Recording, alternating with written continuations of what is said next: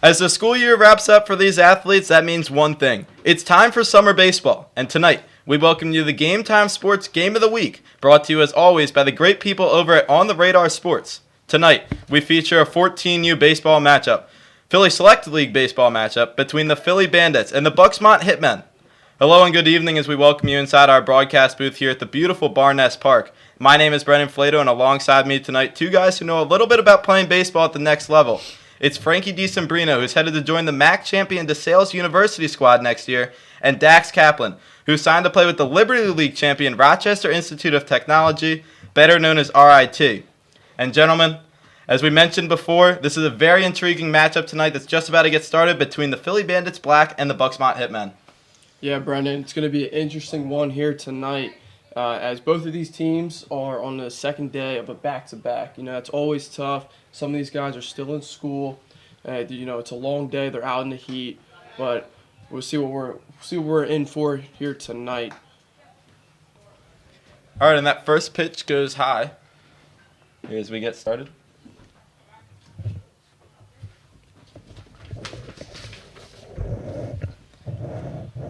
It's Max Johnson, the second baseman for the Bandits, leading off as he takes that one behind him.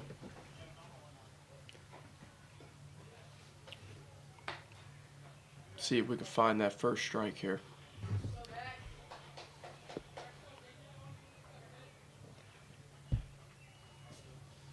On the mound is J.J. Sizebell for the Buxmont Hitmen. They've only lost one game all season, gentlemen. We'll talk more about their matchup last night with the Norgwen Hawks as that one's in for a strike.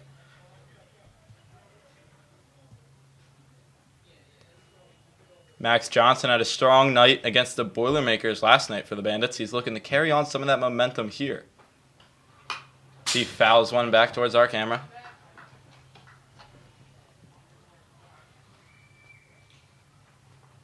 What do you think JJ goes to here?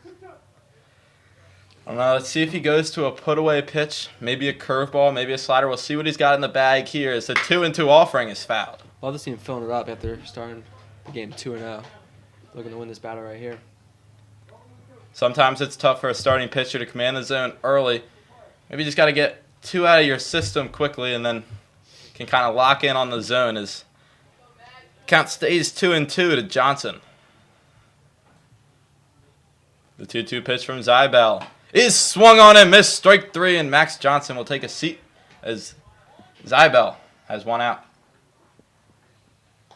Looked like JJ just won that at bat there. You know, his best versus Max Johnson's best, and Zybel won that one. Went for the power there on a 2-2 count. Got it past the swinging Johnson. That'll bring up Noah Okenhouse, another guy who had a great game, multi-hit game for the Bandits last night in their matchup against the Boilermakers.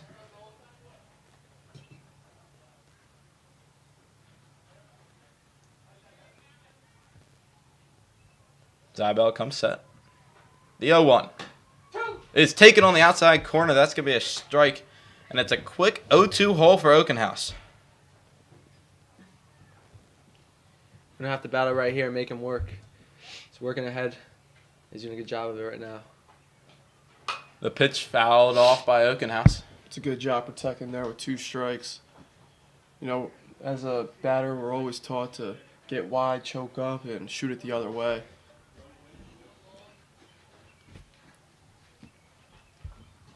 Here's another offering as it's sent up the middle. It's a line drive base hit for Okenhouse. He'll continue his hot batting streak here with another single to open up this one, and the Bandits have their first runner of the game. Yeah, Brendan, that was just a really high-class at-bat right there. You know, you get down in the count early, and you're up there, you're thinking, what's he going to throw?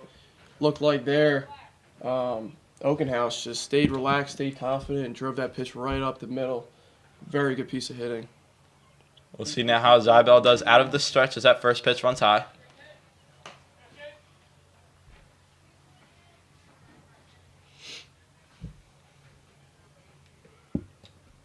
Okenhouse getting a pretty sizable lead over there at first.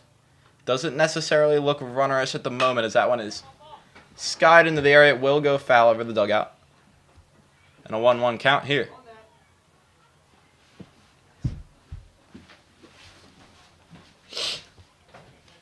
He's got the two-piece combat. Oh, that's new. Yeah, I haven't seen many of those on the baseball field. If you're in the baseball bat community, it's one of the more prized possessions you can have. And that one is swung on and missed by Brant. Make sure when they hit the ball, you switch in the camera too. We're going to have once again, you love to see it. If you're going to go the distance in this game, you got to work ahead in the counts and get outs. Let's see what he does right here. Zybel with the 1-2 pitch. Here it comes. That curveball runs inside. Just a little inside, huh? Yeah, just a tad inside. May or may not have gone behind the batter. Got double play depth. See if they can roll a pair here. Brant sends one up the middle. This could be 2. The flip to second for 1. The throw to first. It's a double play. Beautiful turn there for the Hitmen, and they get out of the side. 3 up, 3 down of some sorts for the Hitmen. They'll head to the bottom of the first. It's a 0-0 game.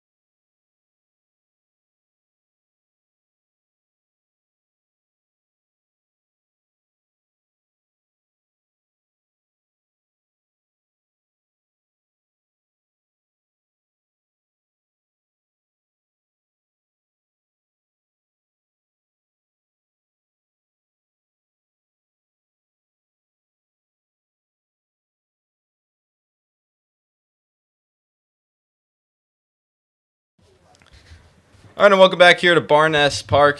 I'm Brendan Flato. Joining me, Frankie DiSambrino and Dax Kaplan, 2 about-to-be college baseball players, so they definitely got a wealth of experience here in the booth. Dax, we were talking a little bit earlier about the Bandits matchup with the Boilermakers last night. What else can you tell us about that 10-2 win? Well, Brendan, you mentioned the contributions of Leone, Achenhaus, and Brandt, but what impressed me the most was the consistency throughout the lineup. 7 of the 10 players in the lineup combined for the team's 12 hits. I think that's a huge reason why they had so much success scoring runs consistently throughout the game. Starting on the mound for the Bandits tonight is Jack Franny. And leading it off for the Hitmen is Joey Shire. Joey Shire, another guy who put together a good performance last night. Despite the loss for the Hitmen, he recorded a hit in that one. Let's here's the first pitch from Franny. It's in there for a called strike.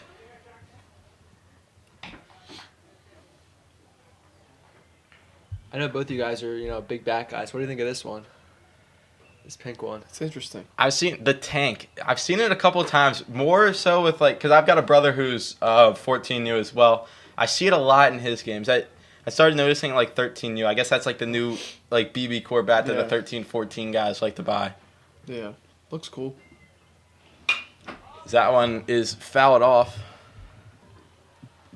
It'll bring the count to 1-2 to Shire.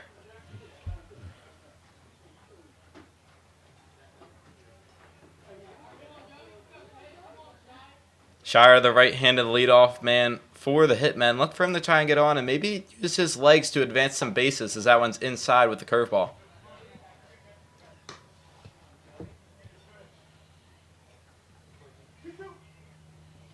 Best pitch coming right here. The 2-2 pitch runs up and in, and that'll bring the count full. It's a great lead off at bat. You work a full count. You get your on-deck guy, sees a lot of pitches, get his timing down, see if you can get on base here. The payoff pitch is just high on the changeup. And Joey Shire with the leadoff walk. That's huge out of your leadoff guy, Yeah, Frank.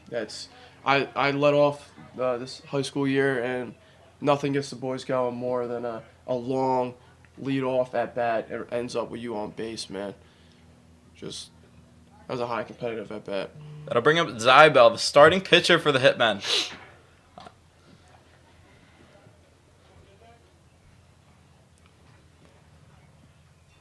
Joey Shire with a leadoff first. So pitch runs high again. See if he can bring it down a little, maybe get a new ball. It is hot out here. It is. Could get a little sweaty there. It's a big lead from Shire. The 2-0 pitch from Franny. Shire runs. It's sent high and deep down the left field line, but it's going to go foul into the bullpen. But a good swing there by Zybel. Going hunting in a hitter's count. Just a little bit early on that one, Dax. Just a little bit, it was a good swing. Pull foul ball is always a good sign. You're all over it. So he's got to have a lot of confidence going into this next pitch right here. Pulled foul balls lead to success a lot of the time. Scares the pitcher as well. We'll see if he tries to speed it up here as that one runs outside. No steal attempt there from Joey Shire. He was running on the foul ball. Possibly a hit and run. We see the coach giving a lot of signs down there. Could have also just been a stealing situation that the coach liked, and he trusts his guy to put the ball in play. So there's the pitch. It's going to be called for a strike at the top of the zone. The throw down the second base, and it is dropped. Awkward slide there. It was. He went in pretty late there. Almost was like he wasn't expecting to have to slide, and then he did it at the end. It's a good throw by the catcher.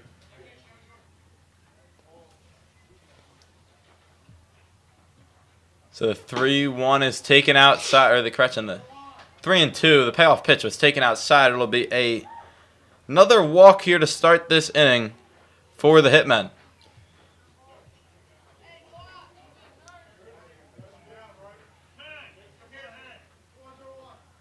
That'll bring up Jorwan Gomez. Frank, this is a player we were looking out for here in the open. Absolutely. Gomez swinging a hot bat right now. He's got a .615 batting average. You believe that? That is impressive, especially since we're early in this season, but not that early. We're about 2 weeks in. These teams play 2 to 3 games a week, so yeah, he's seen his fair share of plate appearances. He's had 16 at-bats, and that batting average above 600. He's also slugging over 800, Frank. Yeah, and then he's got a .700 on-base percentage. Talk about a nice start this summer.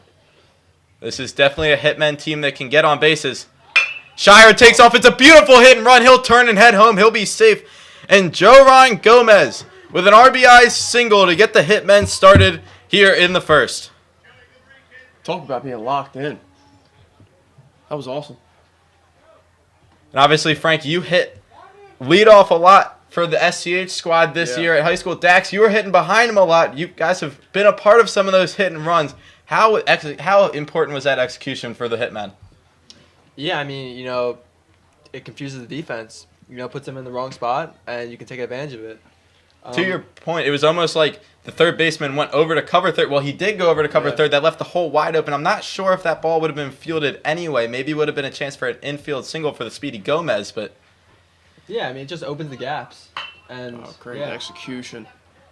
It's a great sacrifice bunt there by Connor McCann. He'll do his job. He'll get his high fives in the dugout. He moves the runners to second and third. And just to note, we do have a courtesy runner in for the pitcher, J.J. Swibel, over there at third. That's number 2, Jude Perzik.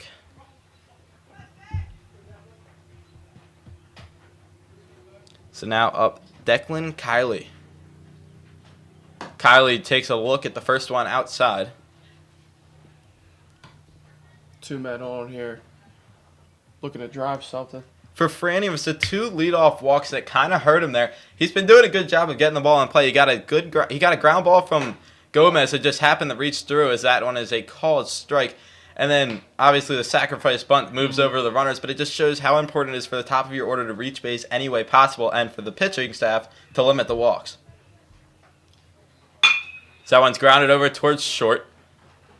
Up with it, and the thrower to first is in time. Another run will score, so it's an RBI there for Kiley as Perzak comes in to score, and the Hitmen take a 2-0 lead.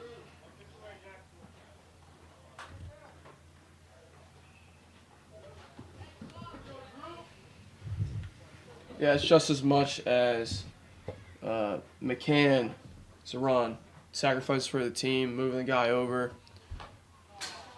Check swing fouled off there by Clemente.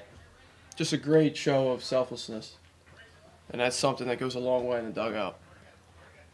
I consider myself more of an old-fashioned baseball guy. You guys know this. I love the sacrifice bunt. Yeah. I think the greatest play in baseball is the safety or suicide squeeze. Think we see it here? No. You can't defend it. Once it goes down, If it's done right. you can't defend it if it's executed. A good all-speed pitch there by Franny forces a swing and a miss. Yeah, if they can limit the damage here early, it's a good hitting team as well, the Bandits. See if they can crawl back in here. That one's fouled into the mitt, and strike 3. Good inning for the Hitmen. Overall, 2 runs across the plate. Yep, Frank, 2 runs for the Hitmen. We'll take a quick break and be right back. This is Game Time Sports, brought to you by On the Radar Sports.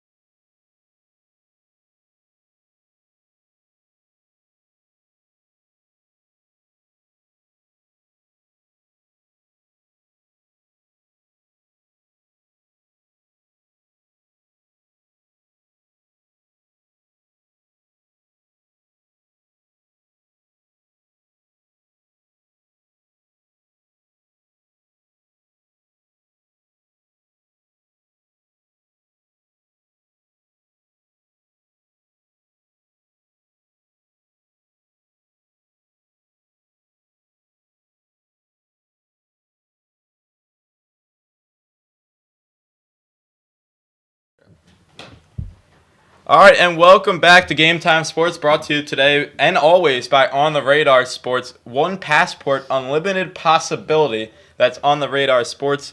Dax and Frankie, when we talk about keys to the game, you guys obviously have a lot of experience playing baseball. What would you say for these 2 squads as the keys to the game? Yeah, Brendan, in my opinion, I think just limiting the walks. As we saw in the first inning, leadoff walk, and that resulted in a run for the Hitmen. So I think if both these teams can limit the walks and force their opponent to make plays and help and use their team to make plays, then it should be a really competitive game. Frankie?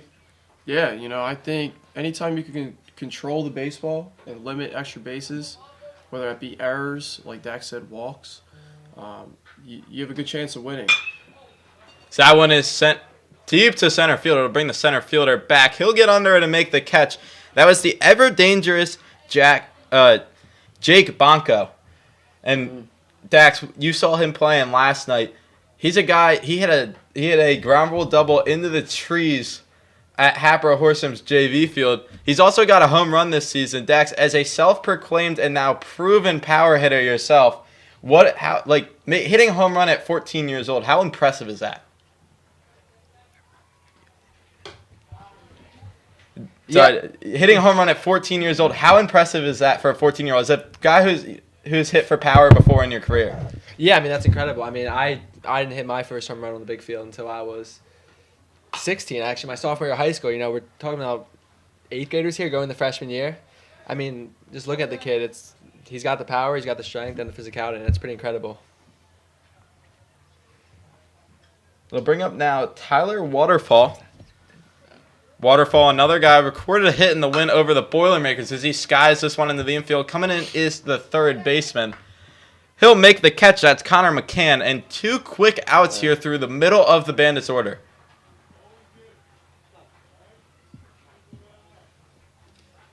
Brendan, what do you think about swinging early in the count? I'm a fan of it. Usually the best pitch you'll see, right, especially at this age, is that first pitch fastball. A lot of these guys want to get ahead in the count. They might groove one down the middle to you. If you're ready to hit, I mean, obviously, as there's a call strike, you want to work a pitch count sometimes, but I think that going after one this early in the game isn't the worst thing. Frank, what do you think? No, I like attacking first pitch fastball all the time. I mean, like you said, most times the first pitch pitchers want to get ahead, and sometimes that might be a fastball right where I want it. Other times it might not be. I think there's always a time and place for it. But if you can get your good ace swing off early in the count, most times good things happen. You guys know what the best 2-strike approach is? Never get to it. Not getting to 2 strikes. Yeah. There we go. That's why we pay you guys the big bucks. Yeah. I'll bring up Davis Gregg. So he takes that one outside. 2-2 count here to Gregg. Shortstop shifted way up the middle. He takes that one inside. The umpire thought about it for a second, but I think that's the right call, calling that one low. It'll run the count full. Zybel comes set.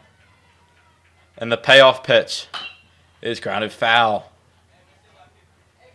Gregg does a nice job to stay alive there. That pitch, borderline a strike inside. He did a good job to keep his hands in there. Go down and get that one and fight it off, and he'll see another pitch here from Zybel. So righty comes set. Another payoff pitch. It's taken high and away, and it's a walk for Davis Gregg. The Bandits have a base runner here in the top of the second. Yeah, 2-out walks or something, obviously you want to limit. But with the 2 quick outs, it's not the worst thing in the world. See if they can get an ender here, hold that line, and go in and add on to their lead. If I were the Bandits coach here, I'd be thinking I need to get this guy in scoring position, so I wouldn't be surprised if we see him try to take one. That one's taken high by the designated hitter, Kenny Day.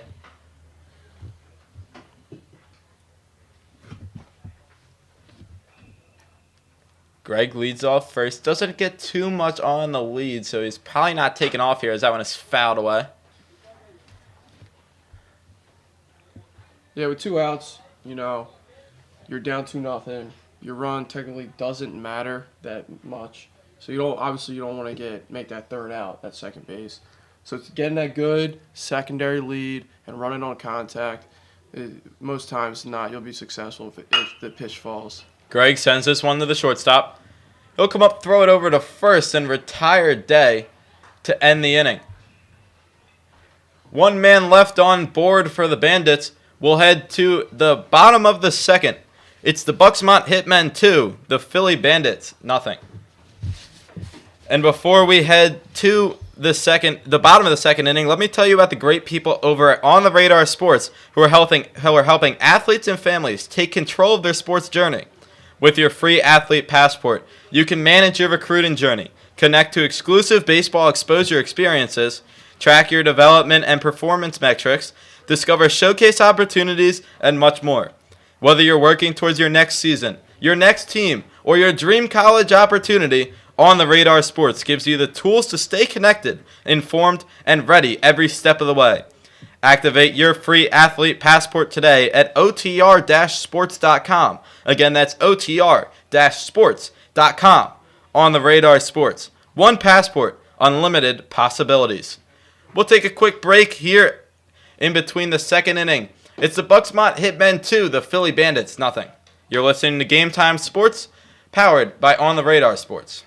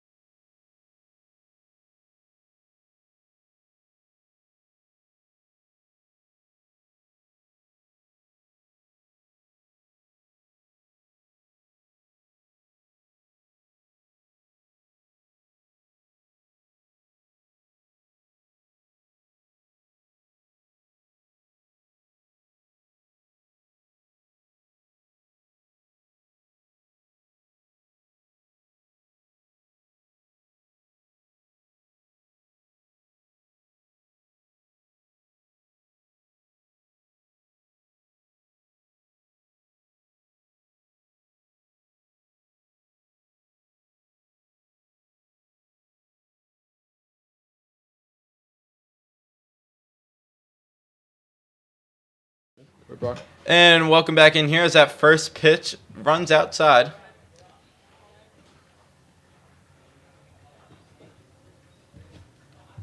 At the plate for the Hitmen, it's Jack Elston. As Eston takes that one low.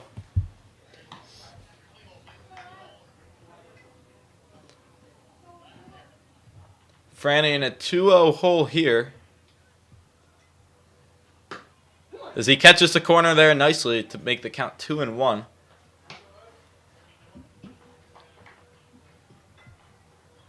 Ellison batting in the 7 hole today.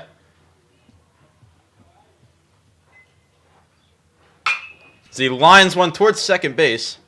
It'll be a 3-hopper to the second baseman who makes the throw over to first and 1 away. Yeah, it's a good job of staying down on the baseball. Off the bat, it's got obviously has some speed on it, right? And you don't know what hop you want to try to get, but it was a good job of staying down, staying under control, and making a good throw.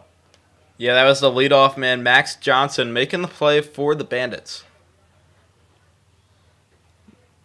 Now up, Jaron Rodriguez. Rodriguez got the start as he swings and misses at that one. In the game yesterday against the Norgwen Hawks, he threw 3 scoreless, only allowing 1 hit.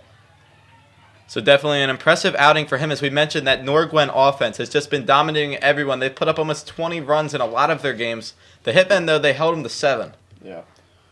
Brendan, I had the opportunity to coach against the Norgwen Hawks. We ended up losing that game, but they're a nicely run organization.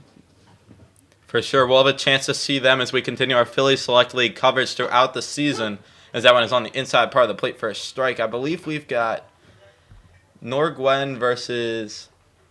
It's a doubleheader. I don't think it's the Boilermakers, but it's maybe... Oh, it's the Anderson Monarchs are going to be in town. The face-off with the Norgwen Hawks. As that one is golfed over to first. It's just foul.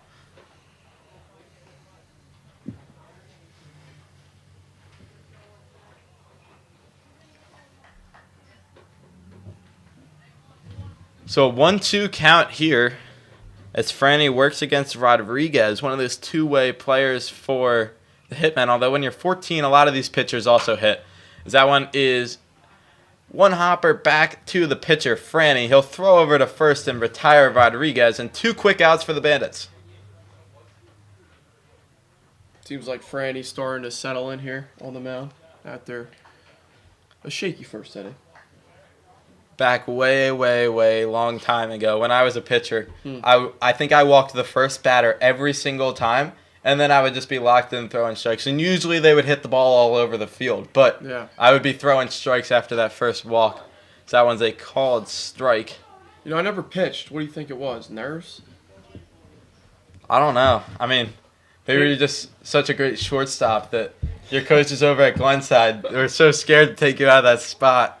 That pitch runs high to Henry Walicki. You're taking me back there. Yeah. One side. That was fun. I mean, you guys struggled against the Whitpain Warriors. No. So that one's grounded over to third. The third baseman is up with it. A long throw over to first, and he retires Walicki. A 1-2-3 frame for Franny as we move to the third inning. 2019 district champions over Whitpain. It's 2-0 Hitmen.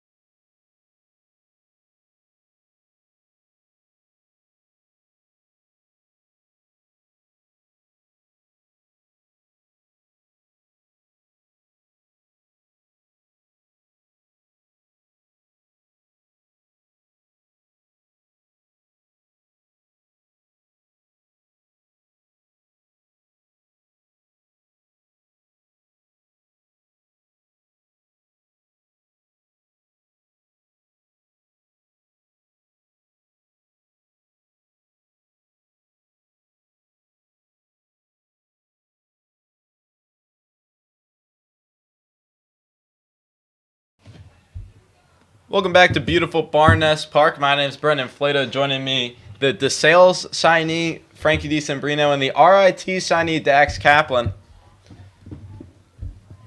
Watching some great Philly Select League baseball today as the pitch from Zybel is fouled off. Leading off the inning here for the Bandits is Ryan Foranto.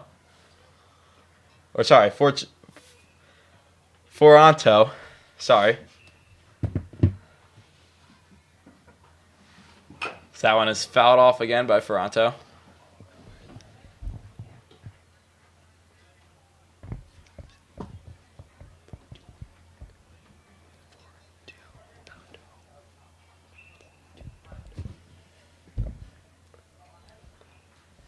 Zybel comes set. The 0-2 pitch is taken outside. Looked like the batter there was about to throw his bat on an 0-2 count. I'm not sure where he was going there. Maybe just got way into watching the pitch there, as you like to do, into the catcher's mitt. Was following it all the way to the outside corner.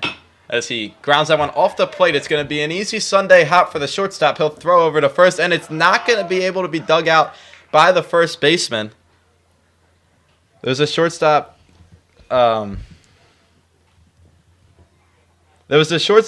Jovan Gomez was just unable to get the throw up there. He had to rush it a little bit. He waited for that big hop. Yeah. Maybe if he came in on the short hop, he would have had an easier throw, but definitely an easier ball to field on the high hop there. Just couldn't get the throw out of the dirt, and it wasn't able to be dug up by his first baseman. As the Bandits anyway on, they'll reach here to lead off this inning. So that one is taken high. Yeah, Brennan. Those, Sunday hops sometimes, you look up and they're pretty much at the base. So it's definitely a rush throw. Just unfortunate that, couldn't get the scoop there. But see if they can limit the damage here. Maybe roll a pair just like the first inning. Everyone they got out of that. See if they can do it again.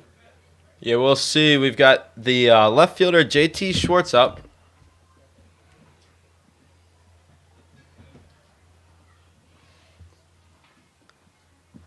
As Zybel comes set. Here's his offering. It's in the dirt. The runner will advance.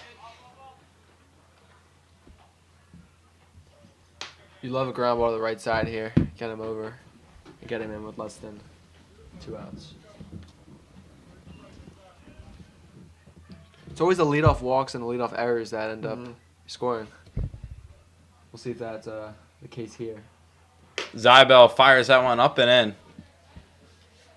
Pushes Schwartz to duck out of the way there for the Bandits. So it's a 3-1 count. Pretty advantageous spot here if you're the Bandits. So here's the 3-1 offering. It's fouled away. Now the count will run full. It's a healthy swing there by Schwartz. Got that pitch at the top of the zone. Obviously, what he's looking for as a hitter, if he's willing to go up on that one at a 3-1 count, he put a good swing on it just way early and pulled it foul. So it's a 3-2 offering. It's grounded over to third. Hard hit. It's bobbled. I think that one had a little bit of a spin on it. The throw to first is not in time.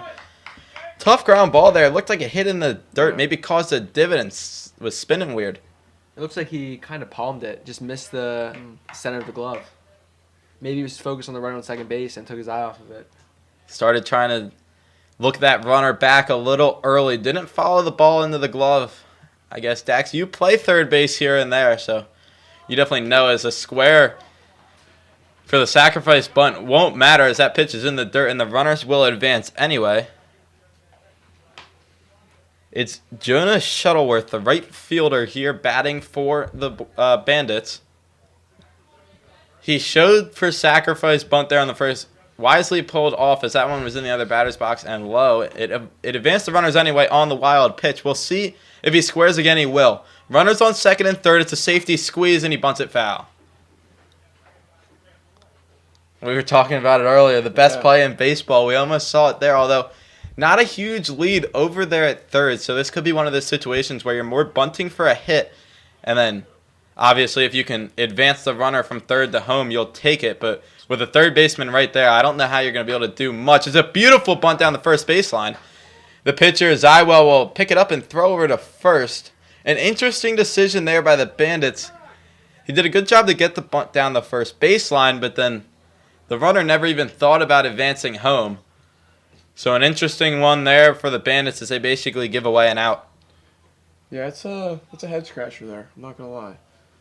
It was the perfect safety squeeze bunt. You had the third baseman come all the way in. That means that your runner on third. No, the shortstop didn't wheel, so he could have run all the way up the line and followed the third baseman.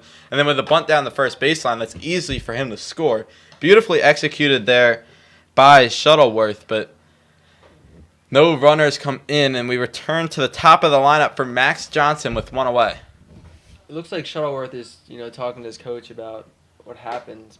Maybe it wasn't the play. Maybe some miscommunication. Yeah, maybe he missed a sign there.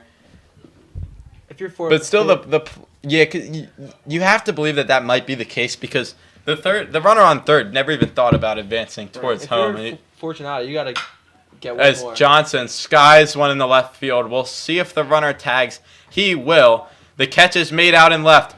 The throw to the cutoff man. The throw to the plate is high. Zywell doing a good job to back up, but the runner's going to advance to third anyway, and a job well done for Max Johnson as he brings in Fortuno, and the Bandits have their first run of the game.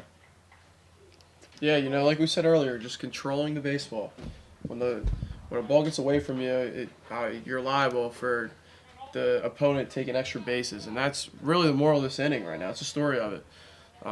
Multiple errors leading into pass balls on overthrows that allow the Bandits to get in scoring position. That one skied in the right field. Under it is the right fielder. He'll make the play. And that will do it for the frame. The Bandits leave one on, but they get a run here to cut the Hitmen lead in half.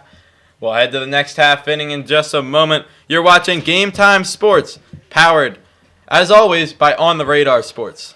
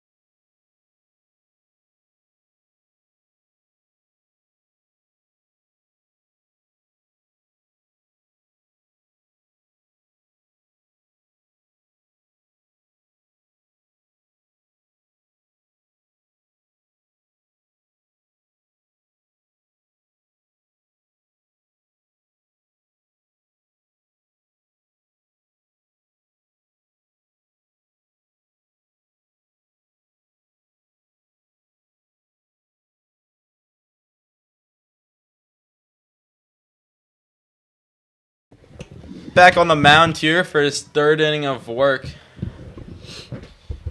is Jack Franny.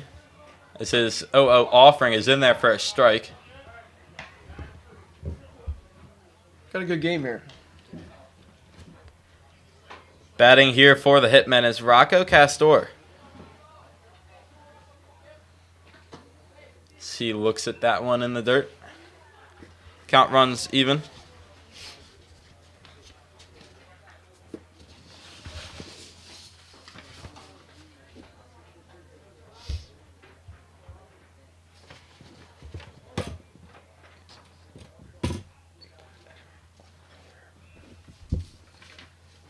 That one runs outside. The count will advance to 2-1.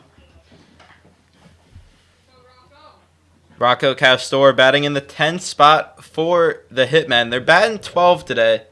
They've got 16 players on the roster who are here in the dugout. They're batting the top 12, I guess, and they'll probably sub those other guys in at some point. Imagine around the fourth inning. Typically how it goes. here at this age. It's a pitch. Grounded in. It's going to be a tough play for Franny. He gets to it. He's not going to have a play at first. It's the speedy Rocco Castor beats out the infield single. Ground looks pretty thick, so there's really no shot.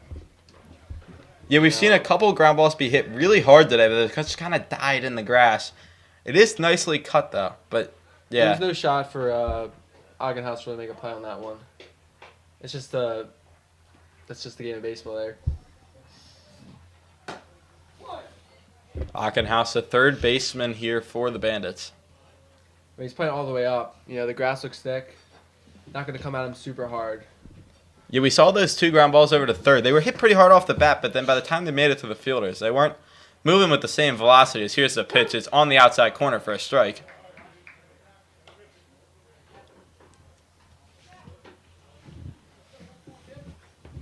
Up at the plate is Dutch McCray.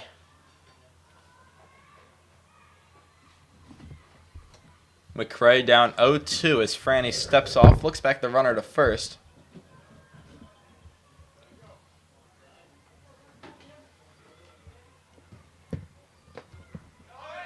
McCray takes that one. It's a curveball in the dirt. The throw down the second will not be in time, and it's a stolen base for Castor.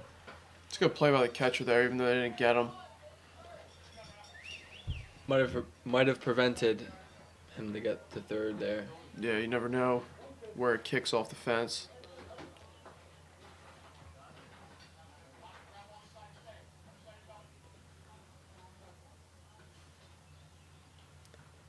Franny with a curveball. He drops it in there beautifully, and down on strikes is McCray, and 1 out here for Franny.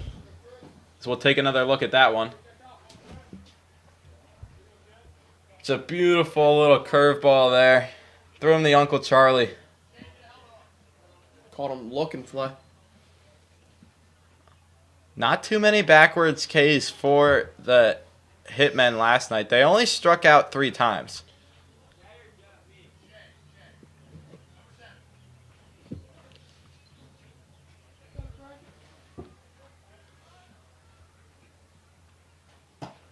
That'll bring up DiCarlo Antonio as he looks at that one in the dirt. Runner on second with 1 out here in the bottom half of the third. Franny. Does that one go in the dirt? Counting out 2-0. With Chris DiCarlo Antonio at the plate. So he takes high 3-0. DiCarlo Antonio, the 12th hitter in this lineup for the Hitmen. So on deck is the leadoff man, Joey Shire. And this is a pivotal at-bat for Franny to try and come back in here. Don't want to get 2 on for the top of the order, as that's a strike into the zone there. Wisely taken, though, by DiCarlo Antonio, with it being a 3-0 count.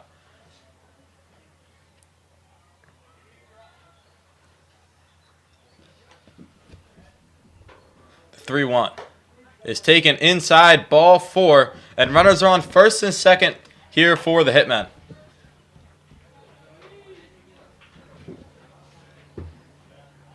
And that'll bring up Joey Shire, the leadoff man for the Hitmen.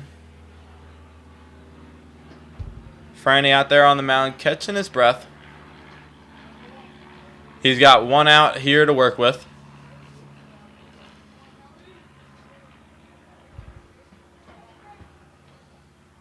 Here's the pitch. It's skied out towards right field. This one could be trouble. And it's foul. Just foul, as that one was almost right there in the no man's land, but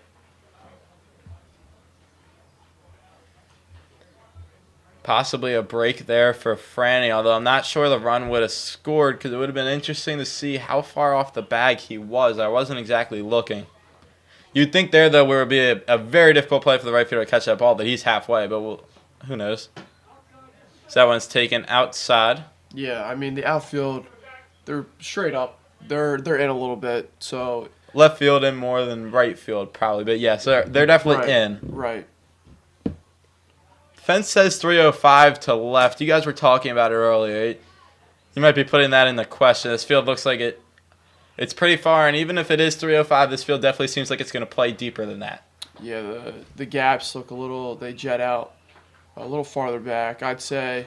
Runners off for third. The throw from Bonko was on the bag. A great throw and tag, but in there on time was the runner. Swiping that bag was Rocco Castor. Yeah, Brennan, I was just saying that anytime the gaps are deeper than the line, it kind of plays an illusion on the outfield because you don't know how far you are until you're too far. Good point there, Frank. And just to bring it back to that steal, good throw there by Bonko. He put it right on the bag as this one skied to center. The runner will tag. The catch is dropped. It's dropped out in center field. The runners will advance. And it's going to be a run scored on error for the Hitmen. We'll take another look at it here.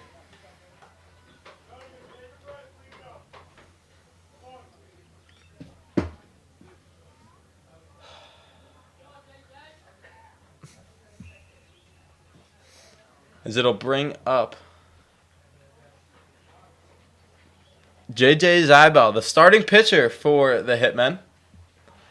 He's been great on the mound so far. Also has a hit in this one, so doing it on both sides of the plate for Buxmont. As the runner takes off right away. Franny steps off. We've got a pickle. The runner taking off for home. The throw to the plate is not in time. It's up the line. Now a throw back to second won't be in time either. It's in the center field. Taking off for third now, turning around was Joey Shire. And a little bit of small ball there scores a run as we take another look. You see the pickle there, the throw to the plate, just up the line, the throw back. Good camera work by our guy, Stu Greenleaf, catching it all. Stu Greenleaf, basketball legend over there at the Springside Chestnut Academy. Also, trying to work his way in the legendary status here on the camera. We'll see. I haven't been watching my monitor much today, so we'll have to go back and see if his camera work skills are as good as his basketball skills. But Frank, as a guy who likes to run the bases with some passion, what did you see there on that one for the Hitmen drawing in the run, and then Dax kind of what went wrong on the defensive side for the Bandits? Yeah, I mean, when you're on the bases first and third, Little League, most times it's an automatic steal, no throw. However, when you get on the big field, anything can happen. So you start creating and practice diversion plays that you have planned for situations like that. And we saw the runner on first take early. Not to cut you off here, Yeah. Frank, but this one sky deep to left is going to be over the left fielder's head. One run will score. Heading to second is Zybel. He'll put on the brakes and head back to first. But the pitcher continues to help himself here today as he's got his first RBI of the game and his second hard line drive. That one was impressive. Hitting it over the outfielder's heads into the gap. He'll get a courtesy runner here because he is that pitcher. The courtesy runner will be Braden Lodisek. Yeah, but as I was saying, anytime you can create chaos on the bases, uncharacteristic things start to happen, and that's what we had there. Swing and a miss there from Gomez. I think in that situation, where it went wrong is the Philly Bandits didn't really know the situation. You know, they're down a run. You gotta look at the guy at third base there, and you gotta keep him from scoring any way possible, even if you let the guy get second base. So I'm sure that's something they'll go over in practice and For the from their future. mistakes. Yeah, Yeah. for the That's one where right away for the Bandits, right away, if you're that shortstop cutting off the ball, right when you see that guy break for him, you got to throw it right away. No worrying about the runner on second, because when you're at a deficit, the most important runner is the one closest to scoring. And for the Hitmen, it's well executed because Bonko's got a good arm, so you don't want to steal just regular and risk him throwing you out. If you just take off right away, you force Franny to make a decision, and in that case, he went after the runner. They weren't able to get him, so it was a hit by a pitch. And they also were able to score a run by getting in that rundown. It's something you'll see teams do late in games if they're willing to give up an out to maybe tie a game. Here the Hitmen do it with a lead. They felt comfortable with the lead they were at. Obviously grew it there, and then a good hit by Zybel drives in another one. That play happens at every age level, too. Last week for my 18U team, we were down to run, and we actually did the same thing. It didn't end up working like it did for the Hitmen there, but every age group brings that out. So you just got to learn how to defend it. Called strike there to the cleanup man, Connor McCann. First and second for the Hitmen. Franny comes set. The pitch to McCann. It's a curveball taken on the outside corner for a strike. What a pitch there by Franny. Seems like the curveball's working, Brendan. If I was calling the pitches, I'd lean on that a little more. He's gotten a lot of looks at that curveball. A lot of window shopping. He goes right back to it. That one just off the outside corner. But, Frank, as you were saying, going back to that one for Franny might be the move here as his fastball's been touched up a little bit today. McCann waits on the pitch from Franny. The offering is taken outside for a ball. It'll bring the count even at 2-2.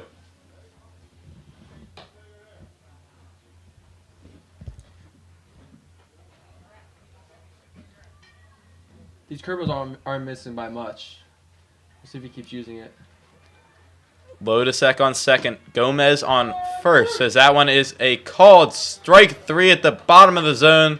And Franny has his second out as we take another look.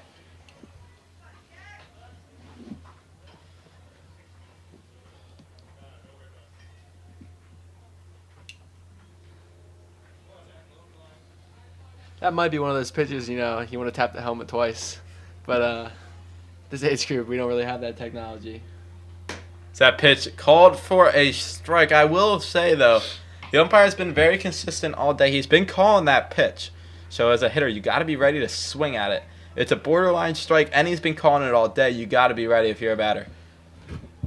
Yeah, it's just staying in the game. That's And on the great- bench, you gotta relay that to every top 1 through, what are they batting? 12, 1 through 12. Everybody has to know that. And a great job here by Franny. He's painted that spot. 2 pitches in a row here. If you're the Hitman, you got to be ready to swing as that one is upstairs and swung through by Declan Kiley.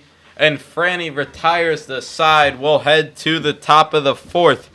It's the Hitmen ahead of the Bandits. You're watching Philly Select League Baseball on Game Time Sports.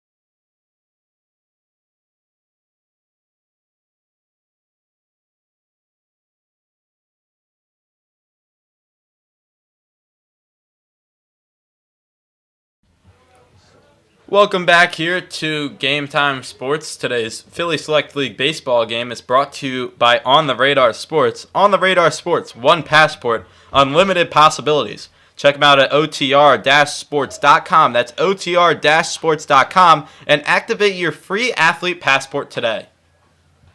So here's the pitch from Zywell, and it is in for a strike. Hitting that spot right at the bottom of the corner that we were talking about last inning, Frank.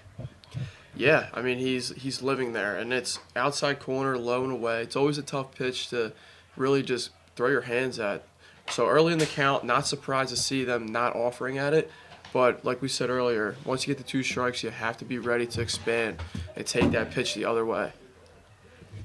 That one fouled off by the 3-hitter and center fielder, Chase Brandt. Brandt, one of the standouts in the win over the Boilermakers yesterday. So he takes this one outside. J.J. Zybel Frank, he's been dealing so far and doing it with the bat. Yeah, I mean, last inning, that RBI double. Just huge. Huge for the team. Here's the pitch. It is fouled over our heads. You know, that gets me thinking. Let's say there's a foul ball I just hit barely over the fence, right? And we've got Stu out there with our nice camera. Very nice camera. What do you think the chances are he catches that ball? Stu, Greenleaf, Dax, what do you think the chances are he makes a play out there? He's an athlete. I got high hopes for him in that moment. You know, I mean he's a basketball player. I don't know how good his hands are, but Hey, if he blocks it like a shot, as long as it doesn't hit the camera, I don't care where it goes. I'm sure he'll save the camera regardless. That's why we pay Stu the big bucks. That pitch was taken in the dirt. It runs the count even at 2-2. Zybel, the pitch to Brandt, up and in, chin music there for the righty. There's a lot of pitches missing in today on these batters, huh? It seems like when Zybel misses, that's where it is. Yeah. Particularly to these right-handed hitters. Yeah, just leaving the glove side open. And Gomez on the other side has already been drilled. It's a 3-2 pitch, runs inside, and it's a leadoff walk for the Bandits. And that's much needed down 4-1. It's a great at-bat. It really is. High level at-bat there. You foul a couple pitches off. You're down 1-2 early. You're working a walk there. It's almost, well, it is because you get on base. It's the same as a hit. It just doesn't go in the stat sheet as a hit. And we've got a defensive substitution here in right field for the Hitmen. It's number 2, Jude Perasic. I think it's Joe. Joe? Yeah. I can't read the handwriting. Yeah. It looks like a U. Are you sure that's not a U? I think it's a no. We'll go with Joe. Joe Pizarnik. Out there in center. Right. You wonder if that's bringing a guy in, though, to warm up the pitch. Yeah. Well, it's Zybel here. See if he can get through 4. So that one is lined into the outfield by Jake Bonko. Bonko, one of the top hitters here on this squad. He's on fire. As we have a courtesy runner. Bonko is the catcher, so here comes the courtesy runner. It's number 37, Nolan Okenhouse. He made the last bat out, the third baseman. And that will bring up Tyler Waterfall. Waterfall, the extra hitter here for the Bandits. So they're batting 10. The pitch from Zybel is lined up the middle. Base hit for Waterfall. Rounding third and being held there Throws up the line. was Brandt. As the throw went up the line anyway, I would have been interested to see if they send him, but obviously loading up the bases for a strong hitter in Davis Gregg is definitely something that's enticing for the Bandits. You love to see game runners on station to station. The Bandits got to take advantage of this right here to get back in this ballgame. So Zybel, a little command trouble on the first one, left 2 pitches over the plate.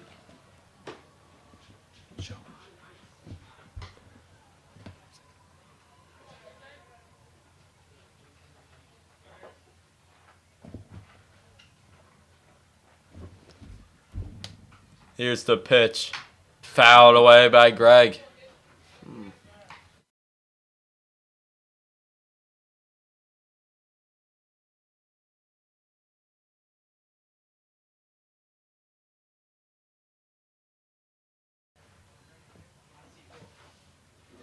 Zybel with the bases loaded and nobody out. The pitch to Gregg is fouled away.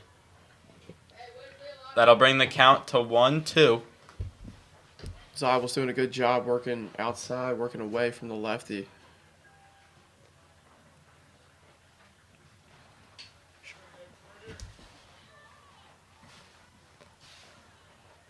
The 1-2 pitch to Gregg is taken up and away. The count runs 2-2.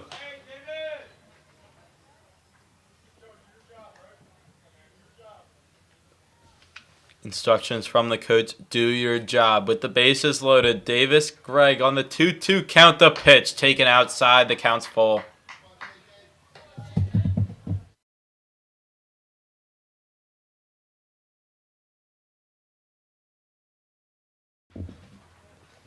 The 3-2 pitch, nobody out. The base is loaded. The payoff is sent high and deep to right. The right fielder is under it. He'll make the catch. The throw into the cutoff man is cut off wisely as the run will score and the Bandits bring it within 3. You'd love to see that runner tagged to third base there. Get him on third base with less than 2 outs, but we have to keep moving station to station here.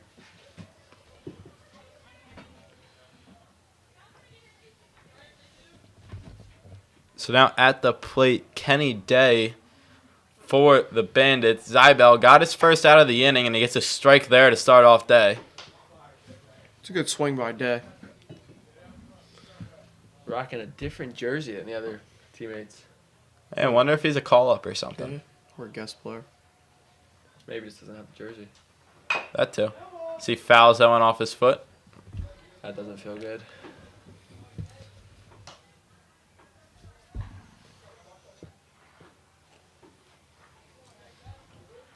We apologize on some of the instant replays. The internet is slightly slow here tonight, so some of the replays aren't playing out at the speeds we would hope, but we'll hope to get you as many instant replays as possible here throughout this ball game as that one is skied foul. Running over as the third baseman, he'll be out of room as that one clanks off the bleachers. That was Jack Esselton making an effort there for the Hitmen.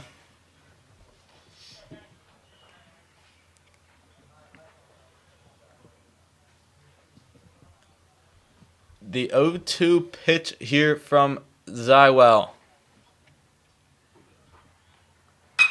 It is swung and hit fairly deep to left in the air. The runner will not tag. That's Oakenhouse, the pinch runner out there at second. And now 2 outs here for the Hitmen starter. See, that's where the little mistakes hurt you. You know, not taking the extra base. Yeah, that's a run. Cost them a run right here. I'm sure the Bandits coach, you know, maybe he didn't want him to go, but in my opinion, I think he would have been easily safe at third base on that fly ball to right field. Here's the pitch, lined up the middle, just out of the reach of the leaping Gomez. The runner will turn and head for home. The throw to the plate is just under the catcher's glove. It was a great throw at that. Runners will advance both sides. Oakenhouse is safe. And the Bandits have extra crossed another run here in this inning.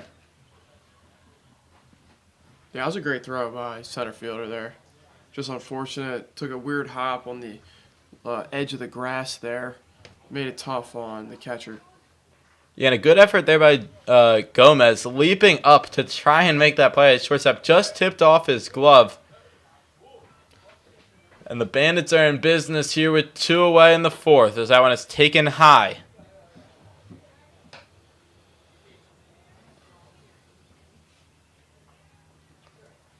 "5-3 ball game here in the top of the 4th. Zywell looking to get out of his 4th inning of work here as that one's low to run the count 2-1. The runner does not take off as that one heads for the backstop. It would have been a tough read there. It kind of bounced straight up on the block from the catcher and then went over his right shoulder and to the backstop. Not much on the secondary lead over there at third base, so didn't really have an opportunity to score. Yeah, I think you got to get more. I mean, 2 outs. So it's a called strike. Got to manufacture a run any way possible. And we've seen it all game for the Bandits. Some of these secondary leads on third base are a little shorter than, you know, they might want them to be. That pitch taken high by Schwartz. Yeah, Dax, anticipating dirt is what we're taught. Could have used that run. I mean, it's just been tough to manufacture runs tonight, you know, for the Bandits. And, you know, with the deficit, they need to manufacture them any way possible. And a good eye there by Schwartz as he will take his base on the walk. There's a 5-pitch walk at that, and the command for Zybel been a little bit of an issue recently as it looks like we will have a mound visit here. Head coach for the Hitmen telling his fielders to stay out where they are. He's just going to have a one-on-one conversation here with his ace.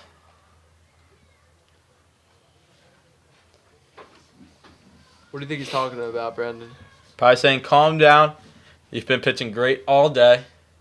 Probably just trying to regain his confidence. Maybe telling him, hey, just get us out of this inning. Keep doing it with the bat, and we'll bring in another pitcher here to get us through the rest of the game. But just dial in here, find the zone, and keep pitching great. That's what I would say if I was the coach.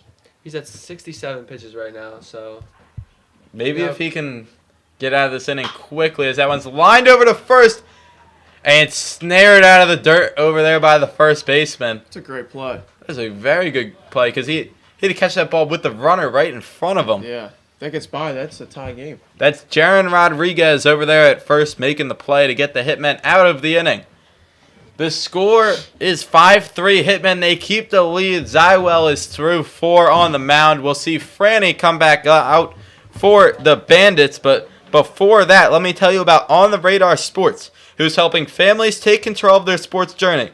With your free athlete passport, you can manage your recruiting journey, connect to exclusive baseball exposure experiences, track development and performance metrics, discover showcase opportunities, and a whole lot more.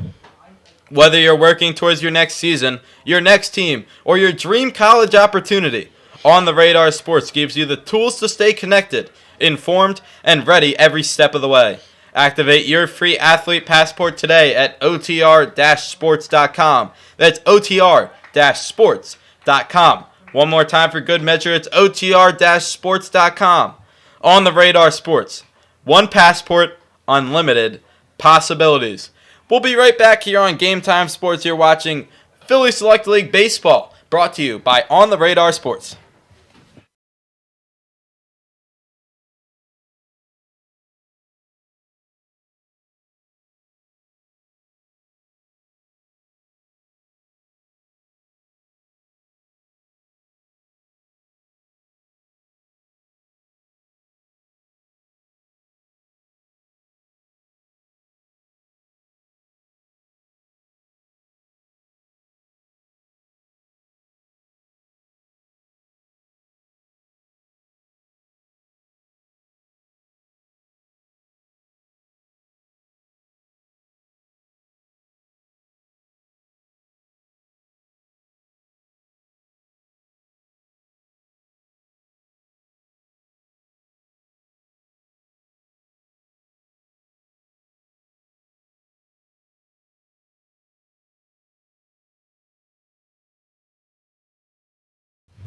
Let's go. Welcome back here to Barnes Park. I'm Brendan Flato. Joining me, DeSales signee Frankie DeSimbrino and RIT signee Dax Kaplan, as that first pitch was taken for a ball from Franny.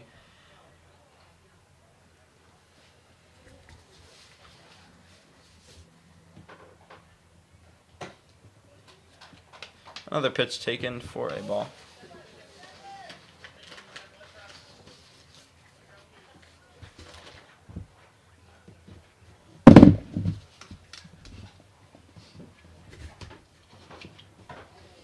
Inside, the count runs 3-0.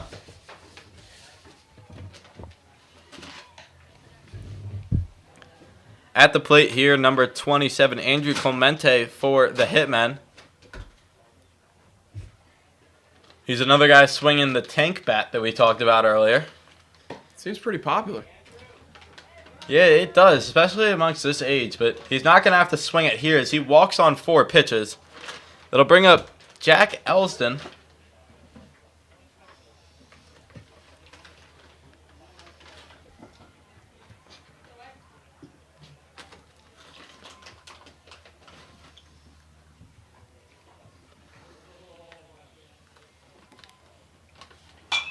That one fouled away on the 0-0 offering.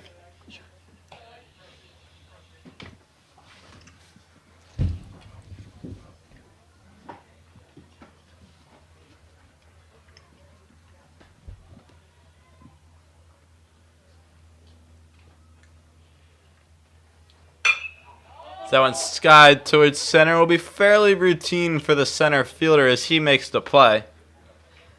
That's Chase Brandt, the 3-hitter for the Bandits, making the play. And one away here in the bottom of the 4th.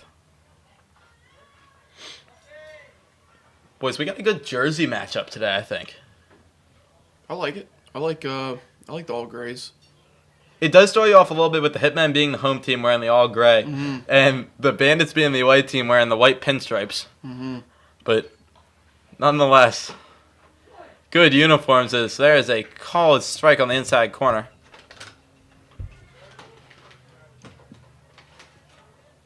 Up at the plate, Jaron Rodriguez.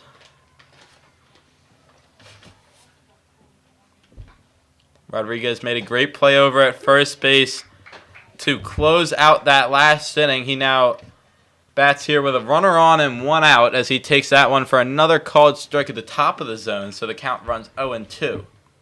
Brennan looks like Tyler Waterfall warming up in the pen for the Bandits. Interesting. He had a big hit earlier in this one. Think they make a change here soon, or? I think that if he lets on Rodriguez here, you highly consider it, especially if it's from the walk variety. But he's up in the count 1-2. Looked like he tried to throw a breaking ball there, 0-2, just never quite got down on it. It sailed high and away. The runner moved up to second. Now the pitch. It's a change-up high.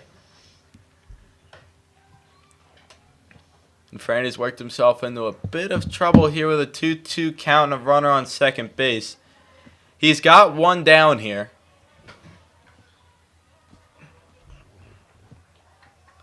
The pitch taken high and away. The count runs full after Franny started at 0-2. See if he can win it.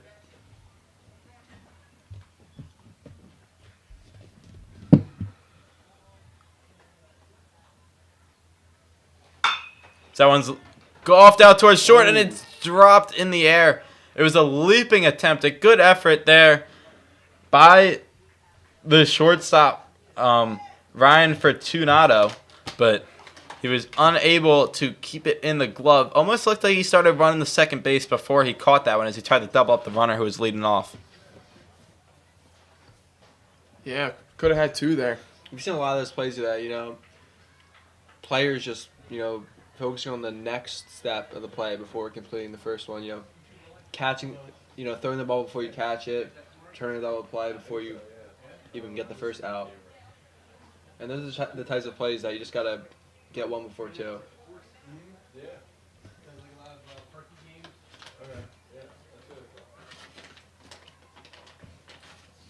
So a mound visit here for the Bandits. It looks like they will make the change. So on the pitch is Waterfall. A decent outing here, though, from Franny. Nothing to hold your head about. That was a great outing out of him. Maybe not the way he wanted it to go, letting up the 5 runs, but he was pretty consistent at pounding the zone. His breaking ball looked great today. It looks like they didn't make the change. Oh, never mind. Just a defensive substitution then. Maybe they changed their mind on who they wanted to warm up. But not exactly sure where he went, but Waterfall ran out there somewhere, so. Looked like he went back into the dugout. Did he go back to... Yeah. Maybe that's missing. Maybe he saw the coach go out for the mound visit, and he's like, oh, I'm in, boys, and just started running in from the bullpen without a signal. And because you're like, no, you're not. We're sticking with Franny, so he'll continue his so far good outing. As here's a pitch, and it's swung on and missed way out in front of it was Henry Walecki.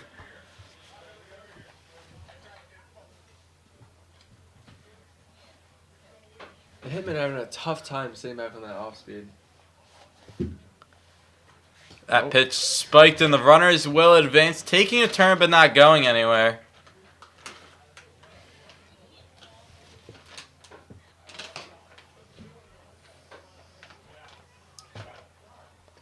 The story of the game so far.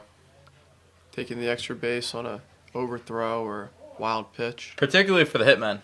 Yeah. Here's the offering from Franny. It's taken outside. Good job by Bonko to slide over there and make the stop. He'll get a new baseball here.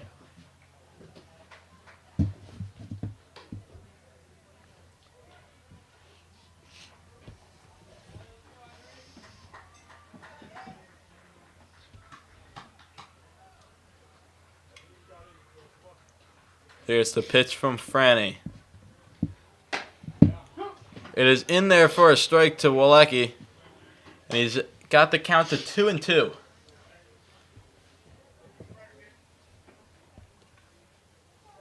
Be a huge out here for the Bandits. Curveball in the zone, called strike 3, and Franny maybe knew that was going to be his last one. As we take another look here on screen.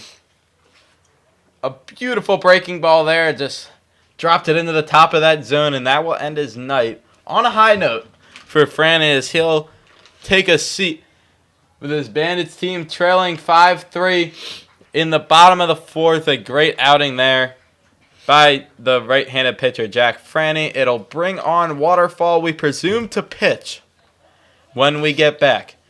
You're watching Game Time Sports, powered by On the Radar Sports.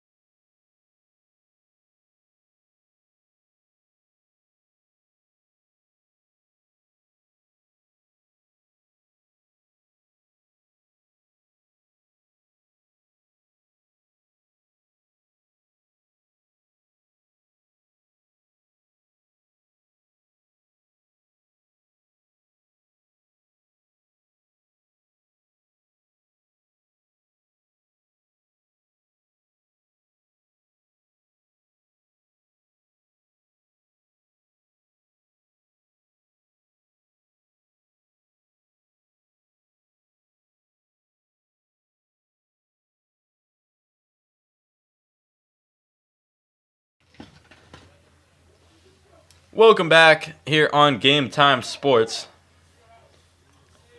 The new pitcher for the Bandits is number 4, Tyler Waterfall. He was previously the extra hitter, so him and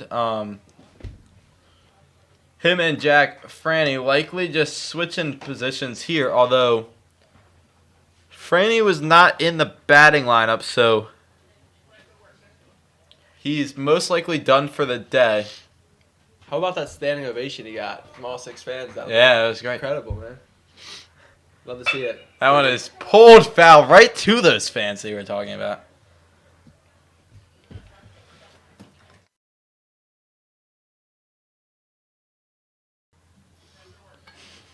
So a 1-1 count here with runners on second and third. The Hitmen threatening here with 2 away. Waterfall, his third offering, is pulled foul again. In on the hands. That's going to sting.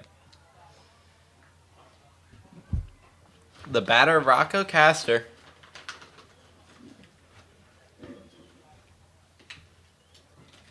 He reached base safely in his first at-bat today. Now here in the bottom of the fourth, looking to get a knock to drive in these runs. The pitch, fouled away.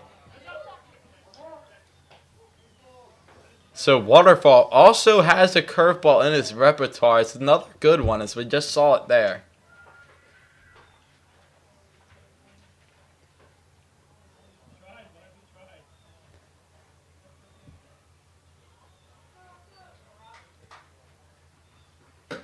Pitch taken outside by Castor.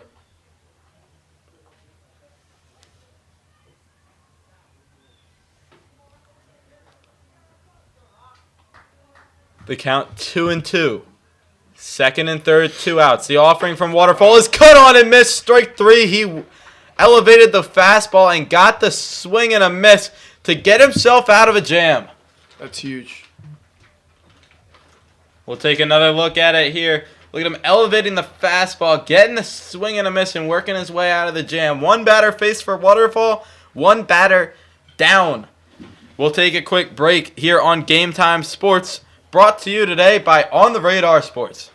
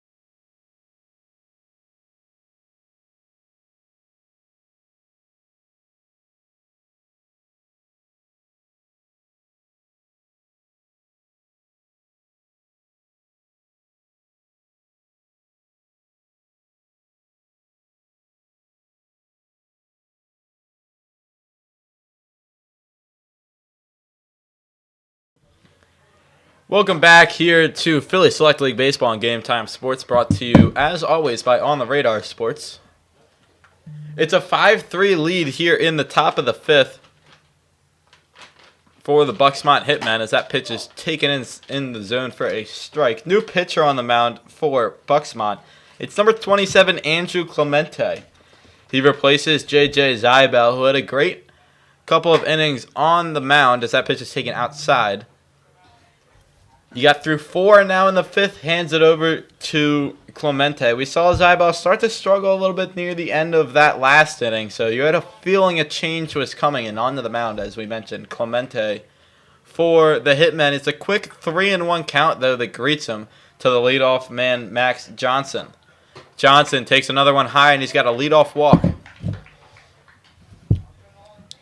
Frank is the leadoff hitter. That's just what the coach would love to see. You know it, man. Anytime you get on base, it's a beautiful thing. Our coach would be so happy right now, Brennan. Now they gotta get him scoring position to get this run in. Now up Nolan Okenhouse. He skies one in the foul territory. Over is the catcher, and he dropped it. That was Declan Kiley. Just didn't look like he could fully get a read on it. Maybe lost it over in the shadows there. It is twilight. And it looks like the sun is coming right into where he would have been looking straight up. So a tough play for the catcher ranging to his right. But it's new life for Okenhouse as he falls down 0-1. No better feeling than as a hitter. You know, pop one up. Runner takes off for a second. The hit and run is on. It's a ground ball to Gomez. Gomez up with it. The throw over to first is in time to retire Okenhouse. But he does his job on the hit and run. Getting the ball on the ground and moving Johnson to second. And the Bandits are threatening to get a run here as we take another look. You see Gomez go down to get that one.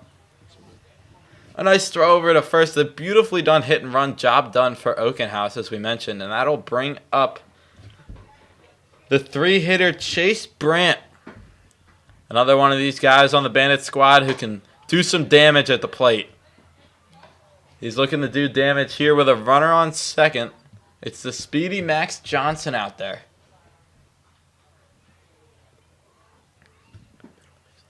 The wind in the pitch. Lined in the left field, a base hit.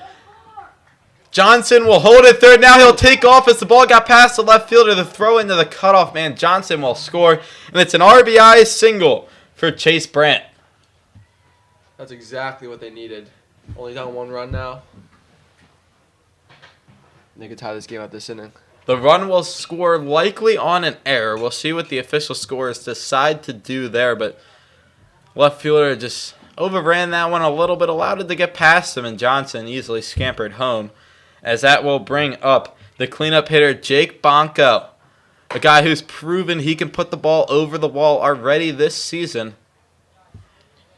If he does that here, he'll give his squad the lead, but more so the goal here, advance that runner in the scoring position and let the guys behind you do their job. As that one is skied deep out to left. It's going to be foul, giving Chasen making the play as the left fielder. That's how you make up for an error. I believe that's Rocco Castor. Can't exactly see the number too clearly from here, but it looked like number 6. Wow.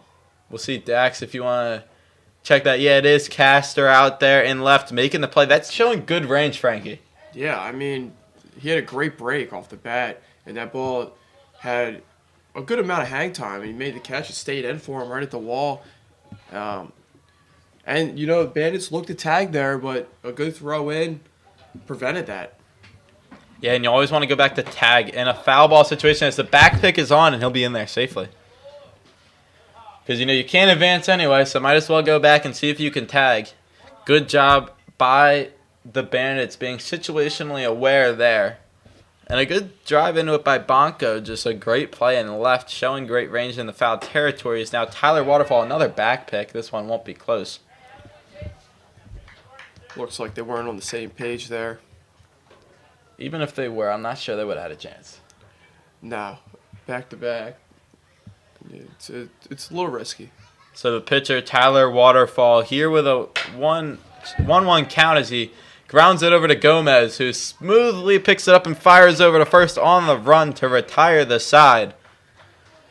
We're through 4.5 here at Barnes Park. The Buxmont Hitmen lead the Philly Bandits 5-3. 4. Correction, 5-4. They scored a run there. So now in the middle of the 5th inning, let me tell you about the great people over at Merino Surfwear, the sustainable surfwear brand that's making waves in eco-friendly fashion. Merino isn't just surfwear, it's a commitment to the planet. They use recycled materials and sustainable practices in everything they do, so you can look great and feel great about it. With designs changing every season and holiday, there's always something new to enhance your style. Whether you're catching waves or just soaking up the sun, Merino has the right look for you. View their latest seasonal and holiday designs at merinosurf.com and use code GAMETIME, that's code GAMETIME, all caps, at checkout for 5% off. Merino is stylish, sustainable, and perfect for your next adventure. You know, Merino and Game Time Sports, this isn't public knowledge yet, but I'll announce it right now. We are going to be announcing a merch collab soon. Some Game Time Sports times Merino merch. Going to be hitting merinosurf.com, so make sure you stay tuned for that. And make sure you use code GameTime for that 5% off. I've got a sweatshirt with Santa Claus surfing on it that I bought from Merino. Love it. Very comfortable. And I think it just makes me way cooler than everybody else every time I wear it. And then let me also tell you about us. Game Time Sports is your go-to for high school sports broadcasting, and now your business can be a part of the action. Promote your brand with live ad reads, professional video commercials, or exclusive segment sponsorships during every game. Packages are available by season, school year, or monthly, starting at just $200. Engage with passionate fans, boost your visibility, and support the local sports community. Join Game Time Sports today and make your message heard on and off the field. Email GameTimeSports9@gmail.com. That's GameTimeSports, the number 9 @gmail.com for more details. Game Time Sports, making high school sports an all-star experience for every viewer. We're currently selling ads, as you heard right there, for the upcoming, for this season and the upcoming fall season. We'll have some college baseball on Game Time Sports, so definitely want to get your spot for those games. But also these games, we're bringing in total, after On The Man viewers, over 300 views. Those games are a great way to get your business's name out there and also support youth sports because, we rely on advertisers to do these broadcasts. We don't charge the league or the teams a dime. We rely solely on advertisers to be able to run these broadcasts. So it's a great way to support the youth sports, support the Philly Select League and whatever other leagues we're covering, and also support the next generation of sports media professionals who are working here at Game Time Sports. That one's lined foul, almost killed his coach.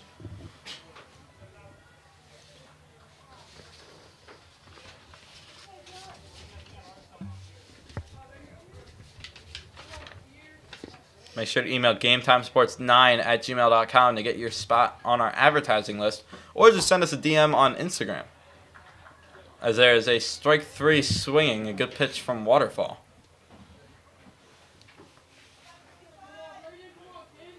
Our left fielder to go over and get a ball that came out on the field or something. He'll trot back out there. I'm not sure Waterfall noticed, but he's back anyway. Is that one way out in front of it? It's off the end of the bat. Waterfall will let it roll foul. It's almost like... Interesting decision Yeah. there. If he picked it up there, he might have had a chance to tag out the runner, but also play it safe. That ball was spinning a lot. You don't want it to spin out of your hand or glove, whichever way he decided to pick it up. And then risk letting the runner reach base. That runner is number 35, the batter, Braden Lowe Disek.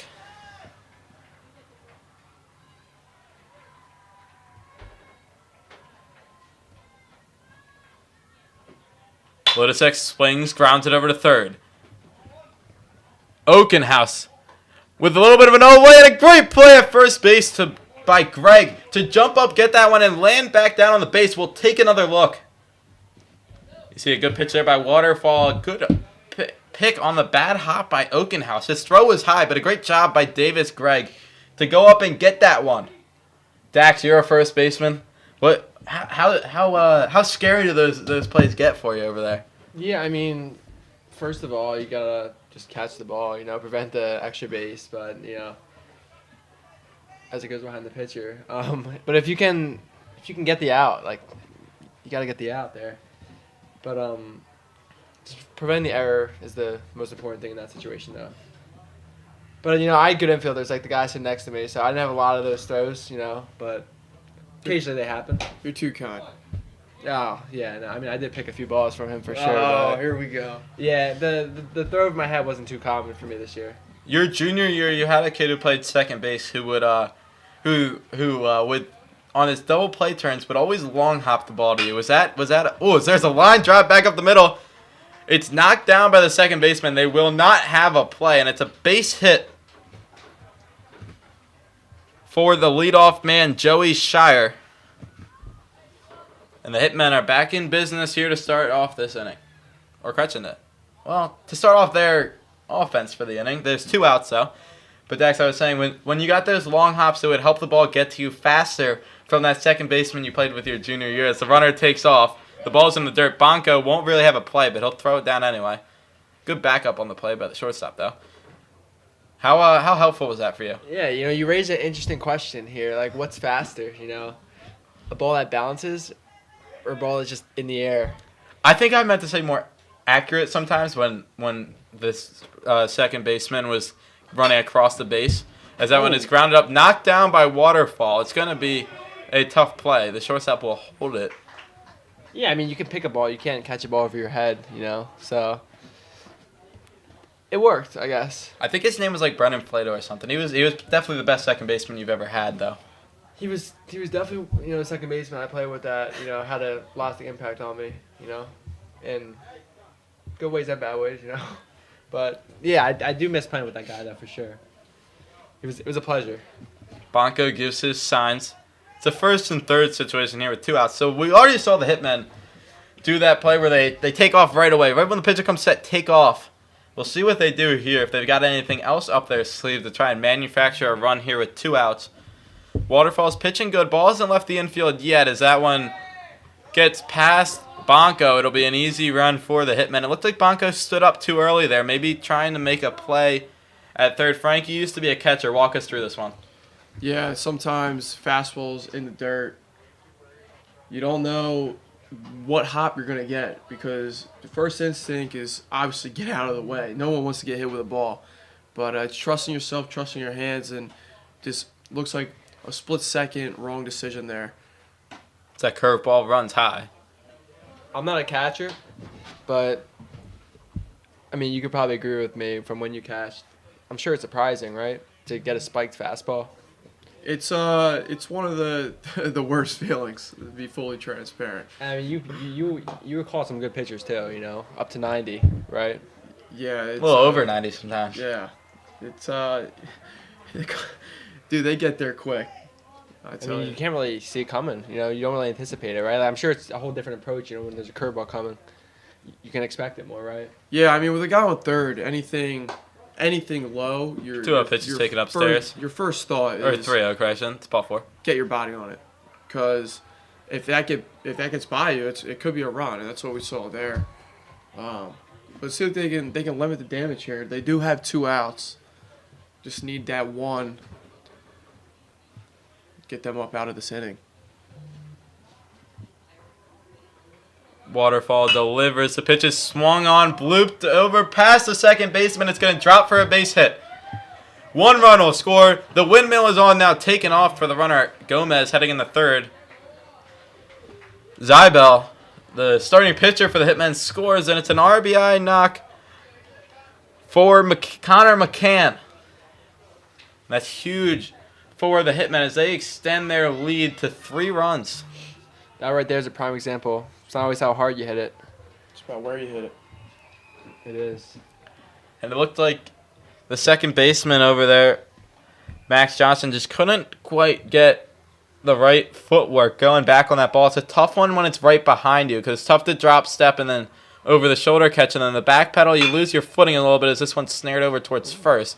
Play made by Okenhouse. He'll fire across the diamond and get the out that will retire. The batter wants catcher's interference. He's not going to get it.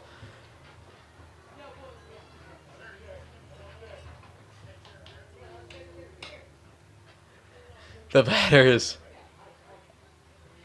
asking for help. I don't think the field umpires. He walked right off the field. Is there any way we could? Do we have a replay of that, see Tyler? Of what? Of the catcher's interference there?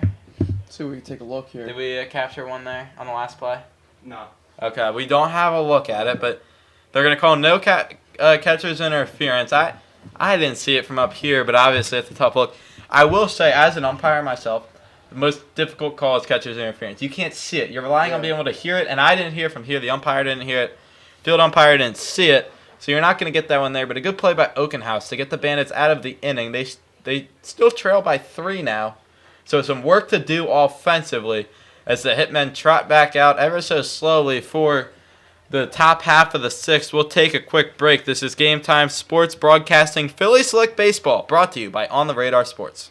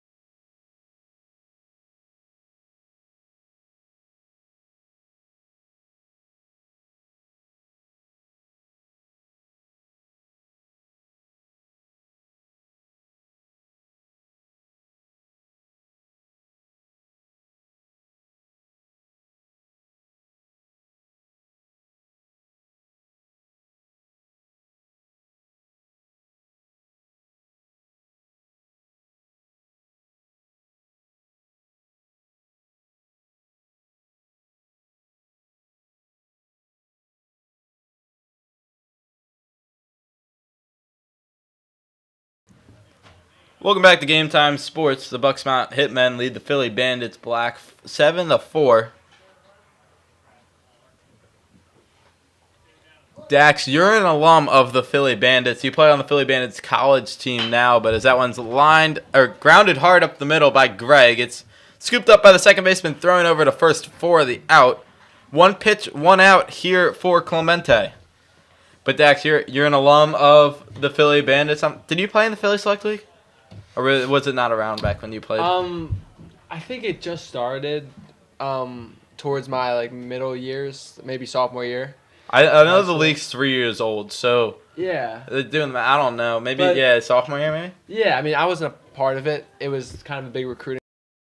So, I mean, these are great games, to play for sure. But I was more doing camps and stuff, so I didn't really get a chance to play in it.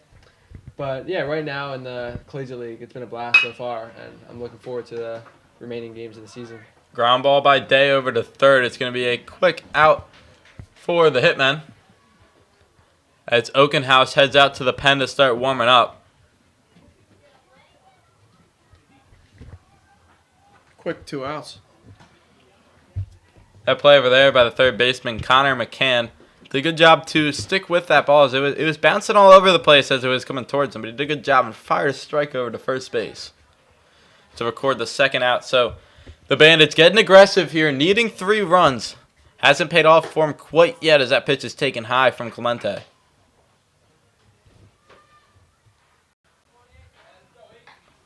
Ryan Fortunato, the batter here for the Bandits. As he's got a 1-0 advantage on Clemente. The pitch.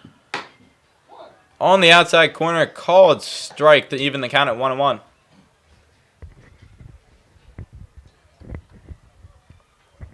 The Bandits looking to get a little bit of a 2-out rally here, needing 3 as that pitch is up high. 2-1 count for Fortunato. Right here, you just kind of work a deep count here, a quality AB for your team. Reach base any way possible as he takes another ball. And really try and get a 2-out rally started. At least if you're the Bandits, your goal here has to be at least 1 run in this frame. I know there's 2 outs here, but you're getting down to your final chances, and there's ball 4 for a walk. It's a good way to start it. Yeah. JT Schwartz, the next batter here, the left fielder for the Bandits. Yeah, if the Bandits are able to turn this lineup over here, Yeah, should mean good things are going to happen. They've got some guys who can hit all throughout their lineup. I mean, we saw they had 12 hits last night against the Boilermakers. They had 7 of the 10 batters in the lineup record a hit in that one, so Yeah, definitely pretty impressive for them. absolutely. Here's the pitch from Clemente. It's high, the back pick. A good job over there at first base to Line. keep that one from going haywire. Declan Kiley, the catcher. We've seen him do that a couple times, drop down to his knees and throw across his body over to first, but hasn't been successful yet as that one skied to Gomez at short. He'll make the catch and retire the side. 4 men come to the plate for the Bandits. 1 reaches first on a walk. 3 go down, but they all put the ball in play. So definitely some positives there in that inning for the Bandits as we now tell you about On the Radar Sports once again. They're helping families take control of their sports journey with your free athlete passport. You can manage your recruiting journey, connect to exclusive baseball exposure experiences, track your development and performance metrics, as well as discover showcase opportunities and more. Whether you're working towards your next season, your next team, or your dream college opportunity, On the Radar Sports gives you the tools to stay connected, informed, and ready every step of the way. Activate your free athlete passport today at otr-sports.com. That's otr-sports.com. One more time, otr-sports.com. On the Radar Sports. One passport, unlimited possibilities. And then, are you looking to make your game or event unforgettable? Hire Game Time Sports. With broadcast packages tailored to your needs, we deliver top-tier coverage at every level. From our premium broadcast featuring play-by-play, sideline reporting, and full pregame, halftime, and postgame shows, to our basic broadcast with expert play-by-play starting at just $300. We've got you covered. Want to keep it simple? Our live streams start at just $100 per game, and our custom hype videos and graphic packages let you showcase your team in style. Whatever you choose, we're all about making your game or event an all-star experience for every viewer. Book Game Time Sports now by emailing GameTimeSports9@gmail.com. That's GameTimeSports9@gmail.com. Game Time Sports, making high school sports an all-star experience for every viewer. And in addition to our broadcasts, we also produce graphic design, hype videos, documentaries, commercials, and much more. So whatever you need, we've got it covered for you here at Game Time Sports. Send us an email at GameTimeSports9@gmail.com or shoot us a DM on Instagram. Our Instagram handle is @GameTime.sports. You see it there on your screen. Shout out our producer today, Tyler Moyer. He's a sports and information media student at Duquesne University out in Pittsburgh. Brennan, you're familiar. Yeah. I am also a sports and information media student at Duquesne University. Dude, I'm actually screwing up the broadcast with a shitty replay.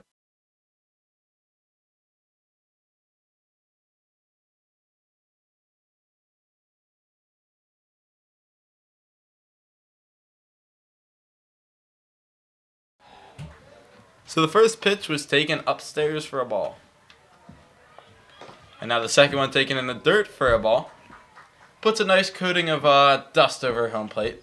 Yeah. Yeah, they might want to wipe that. He might want to wipe that off. Yeah, I can't really see the plate. As a hitter, I'm like, if I can't see the plate, how are you going to see the plate? I need to know where the zone is. That might just be your eye stacks. Might be. So that one is cut on and missed. A hearty swing there. You could use a nice wipe, though. It's the pitcher, Andrew Clemente, trying to help himself here as he leads off the bottom half of the sixth. The new pitcher on the mound for the Bandits is Okenhouse. That one's grounded over a backhanded sliding play at short. He will not have a play, but a great job to keep it in the infield. We'll take another look here. Frankie, you're a shortstop. Dissect this one for us. Yeah, ground ball in the hole here. Going into it, you're not going to have that much time to make a play, but stopping it limits a possibility for the runner to get the second base. It's just a great play. You dove for it. It shows your pitcher that you care for him, and it's just unlucky they didn't get that out there. Yeah, that was Ryan Fortunato, the shortstop out there. Yeah, I think on that play, the third baseman's really the only chance they have. Maybe if he got a little bit of a better jump, he would have had a chance. But, for any shortstop, that's a play you're not going to make majority of the time. So one lined up the middle, it's a base hit. Bobbled out in center, but it won't play a difference as there's a quality hit for Jack Esselton. A great job out there. Now out at short is Kenny Day. He was the designated hitter, but Ryan Franny was not in the batting order. He started the game. Waterfall, they forfeited the DH, so they now don't have a DH. They still have an extra hitter, but that can fluctuate throughout the game. Whoever you want can be your extra hitter, so I would assume that it's Waterfall right now. Do you want him over here, Brennan? I do with this lead, but also you could say you're in the middle part of your lineup with Jaron Rodriguez here at the plate. Maybe let him swing the bat. You've got a 3-run lead. If you trust him to drive in this runner from second with one swing, why don't you go for it? So no outs and a 1-0 count to Rodriguez. He squares. He will bunt, but he'll pull back. It's up high. Good job by Bonko to hop up and get that one. He took a peek down at second. Thought he might have had him. It's a risky play down 3, though. You don't want to let that runner get over to third. It's a great point. If you can get this... Keep that force anywhere, too. As there's the bunt. Charging it. It's a beautiful bunt down the third base line. They're going to let it roll foul. Just hit the lip, but a great bunt. He saw that the third baseman wasn't charging until he showed. We'll take another look here. A great job by Rodriguez. Look at that. That's beautiful. On a turf field, that's a base hit. That's just unfortunate. hit the wrong spot there. That was an incredible bunt. But unless you're on a major league field or a turf field, Even on a major league field, that might hit the lip and if go it hits foul. a lip, it can still roll. And a good heads-up play by Bonko to let that one go foul. Looked like he was about to pick it up for a second, but then he let it go. It completely changed directions. It Like, did. It took a left turn. completely. I kind of had a feeling he was going to take the left turn because he did a good job of deadening the ball really well, so there was no pace on it. As Rodriguez skies this one, the infield fly is ineffective. It's fair. It is, and it's caught anyway. I mean, on this field, though, if you can just get it on that grass, it's not going anywhere. It's going to stop, yeah. Yeah, just a little more to the right. A very well-maintained field, though, here at Barnes Park. It's a beauty. Oh, this complex is just The whole thing, yeah. Been playing here. So Isn't it? yeah, it's a classic tournament, man. Did your Huntington Valley team ever play in a Dex? What tournament was it? Here. Have you ever played in a tournament here on Memorial Day weekend? Maybe. I mean, not that I remember, but I'm sure. There's a good collection of tournaments, Memorial Day tournaments. I know Plymouth has one. I'm not exactly sure what other teams are out near Huntington Valley, but is Huntington Valley the same as Lower Moreland Dex?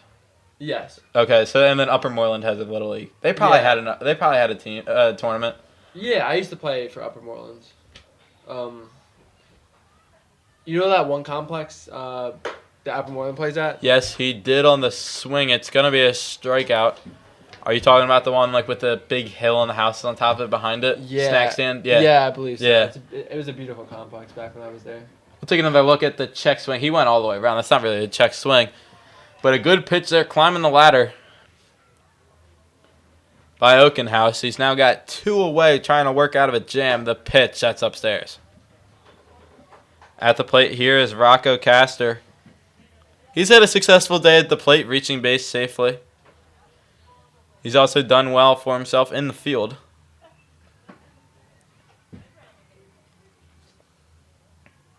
Here's the pitch. Ground ball towards short. The throw over to first. He's just barely in time. Great hustle down the line, but he did get him. That's Fortunato, the shortstop. He did a good job to get the ball with the runner in his way. Maybe could have charged it a tad bit more, Frank, but a good job firing across the diamond as you just saw there. Just narrowly beats the runner. Yeah, he shut off the arm there.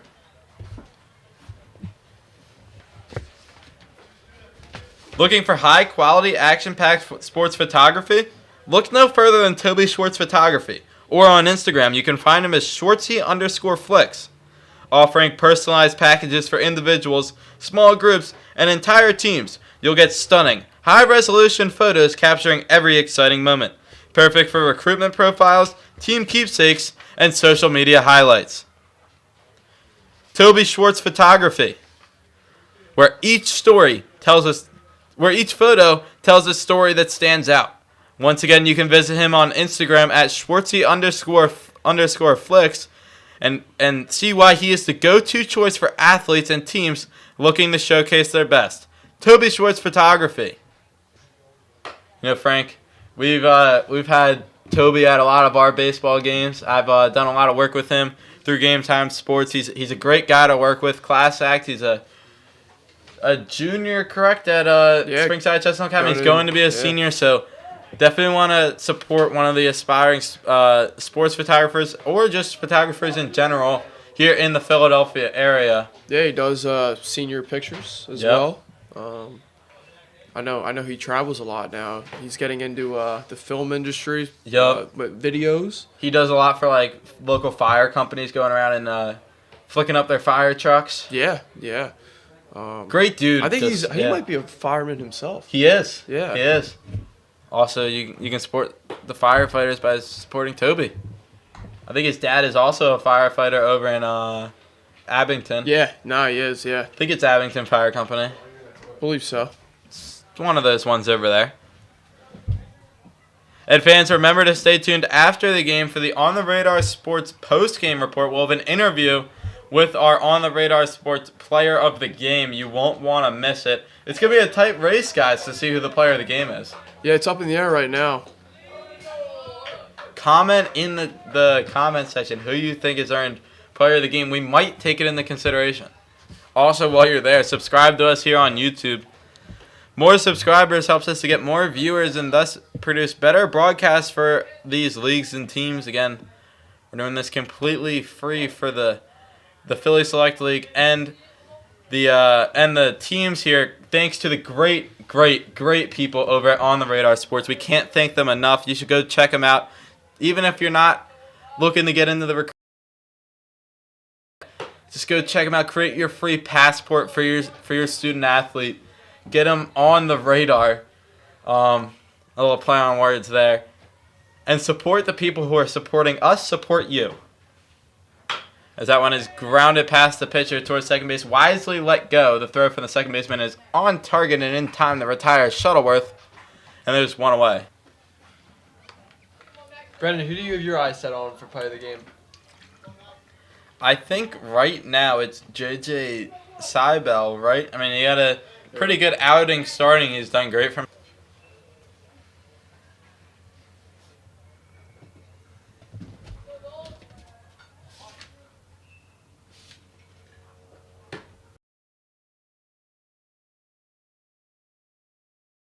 House.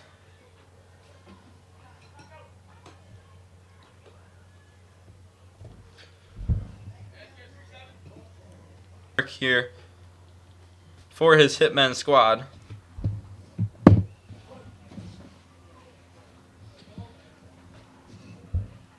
So he gets a hold of this one, sends it deep out to right, or not deep, but it will drop in for a base hit.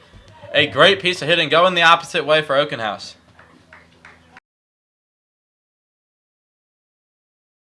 Tie this game up. Do we see the first home run of the game? What do you think? The batter here is Brant. He's been able to hit for power so far this season. Hasn't gotten a long ball, but at 14 years old, it's a tall task.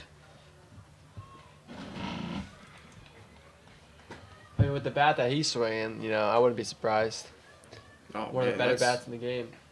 Here's That's that Brant. combat He we're takes low. talking about. All over College World. Troy versus Little Rock. That's what I'm here to see. St. Mary's over UCLA. Yeah, but then St. Mary's lost anyway. Yeah, they did. Yeah. Well, but Cal Poly. I mean, they're a good story. Yeah. 3 seed in the #1 regional, going into Hollywood, coming out champs. I don't know if you guys followed Division II baseball, but Westchester versus For Brant, they'll go out there and check on if he's okay. Hopefully he is. That one went straight off the shin. that does not feel good. Here's another look at it. Ooh, that is brutal. Muscle up and finish. As I was this game. saying, Westchester plays University of Tampa. University of tonight. Tampa. I think right now, correct? For the championship. Yeah. Wow. I think it's That'd be huge for Westchester. yeah. Gotta root. My uncle played there, so definitely got some. Definitely root for them. And unfortunately, Clemente is going to take a seat here. That was a tough hit he just took on the comebacker. He's been pitching great for the Hitmen, so hopefully the next man on can continue that. And that next man on is number 24, Kenny Jablanowski. What a great last name. Great last name. So while he warms up, we'll take a break. This is Game Time Sports Broadcasting Philly Select League Baseball. Brought to you, as always, by the great people over at On the Radar Sports. One passport, unlimited possibilities.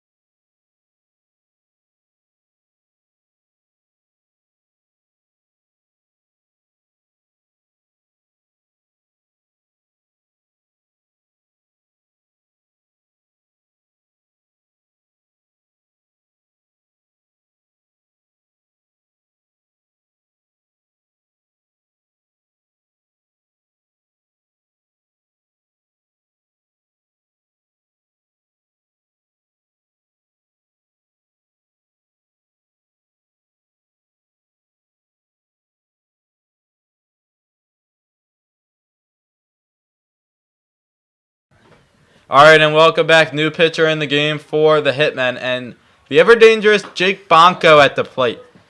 Dax, this is a guy who's got home run power. He's already got one here as a 14-year-old, and he hit one into the trees for a ground rule double at Hatboro Horsham yesterday. As here's the offering. It's taken low in the dirt, and a good stop behind the plate by Riley to keep that runner right there at third. But Dax, you've hit in the cleanup spot a lot, and you originally were a self-proclaimed power hitter. Then you proved it with a good power hitting season this year. What? Oh, that one is cut on a miss. A off-speed pitch at the top. That might have been Bonko's pitch that he was looking for, but a little bit up for an advantage count offering. But I'll not bring 1-2. But Dax, kind of talk about the power approach here with the bases loaded. Yeah, I mean, well, now he's, As he fouls that one straight to us. Oh. That one hit off our window. And now it's Stu, coming watch down, out on the ball coming back down. Almost right into the broadcast booth. That was impressive. As the count is still 1-2. Here's the pitch. Bonko, woo! Line drive almost takes out Max Johnson and then his third base coach. That was ripped. Fun fact about the Philly Bandits third base coach is he almost gets killed out there. He just graduated from playing baseball at Duquesne University last year, and where I just finished my freshman year. So I never played with him. We missed each other by a year, but some Duquesne club ball legend status out there at third base, I was told by my teammates. As that one is cut on and missed. First base is occupied. Johnson thought about taking home. Kind of confused everybody there. Yeah. Gotta love the good old drop third strike with the first base occupied. So we get another look at that hearty cut from Bonko. But also there is some strategy to running down the first base anyway. Because what if the catcher Riley just picks up and throws the first? Yeah. Easy run. But I don't think that was the strategy put in play by Bonko. But nonetheless, he's down on strikes. It'll be 2 outs and 1 out away from a win are the Hitmen as it brings up Tyler Waterfall. Waterfall pitched decently in this one for the Bandits. He's now trying to help him out with the bases loaded. Count is 1-1. Remember to stay tuned for On the Radar Sports Player of the Game interview immediately following the conclusion of this one, or as fast as we can get him up here. So that one is cut on and blooped in the right by Waterfall. It's going to get down for a base hit. 1 run is in. Another one is being held up at third. And it's an RBI single for Tyler Waterfall as the Bandits extend the game. Look at this hitting, Frank. Yeah, kind of just put it in the perfect spot there. He went down and got it a little outside, and he kind of made magic happen there. Brings up Davis Gregg. Switch cameras from there now. As he watches one. Little bit outside. It's not something you attack. When it turns back on, you can go back. Greg has a sweet swing. That one is lined to the left center field. It's a base hit. 1 run is around to score. Another one heading for the plate. The windmill is on the throw to the plate. Is going to be off the mark. The throw to third, not in time. Wow. And the Philly Bandits, down to their last life, have tied it up in the 7th. A great piece of hitting there by Davis Gregg. Frank, Yeah. you're a left-handed hitter. Yeah. In that situation, can you just speak to the volumes of that at-bat? Yeah, I mean, the first pitch he saw, it was similar spot. It was a little bit outside, but he did exactly what he needed to do on the next pitch. Similar, like I said, similar spot. Kept his hands back, stayed through the ball, and got barrel on the ball. And dropped it in for a hit, man. It's just a great piece of hitting. Now Day sends one deep to the left. And Oh. a jumping catch to Game keep saver. us even. The Bandits leave runners on, but they come back to tie it up down to their last out in the top half of the 7th. We'll head to the bottom half. The Hitmen have a chance to win it here on their home field. And now we remind everybody to check out Merino Surfwear, the sustainable surfwear brand that's making waves in eco-friendly fashion. Merino isn't just surfwear, it's a commitment to the planet. They use recycled materials and sustainable practices in everything they do, so you can look good and feel great about it. With designs changing every season and holiday, there's always something new to enhance your style. Whether you're catching waves or just soaking up the sun, Merino has the right look for you. View their latest seasonal and holiday designs at merinosurf.com and use code GAMETIME at checkout for 5% off. Merino, stylish, sustainable, and perfect for your next adventure. And then Game Time Sports is your go-to for high school sports broadcasting, and now your business can be a part of the action. Promote your brand with live ad reads, professional video commercials, or exclusive segment sponsorships during every game. Packages are available by season, school year, or monthly, starting at just $200. Engage with passionate fans, boost your visibility, and support the local sports community. Join Game Time Sports today and make your message heard on and off the field. Email GameTimeSports9@gmail.com for more details. Game Time Sports, making high school sports an all-star experience for every viewer. And fans, remember to stay tuned for the On the Radar post-game report immediately following the conclusion of this game. We'll have our On the Radar Sports Player of the Game interview and much more coverage, breaking down everything that happened in this game. Again, it's a tie score after a great inning by the Philly Bandits. To even it up, the Hitmen will have a chance to walk it off. We'll take a quick break here and be right back on Game Time Sports.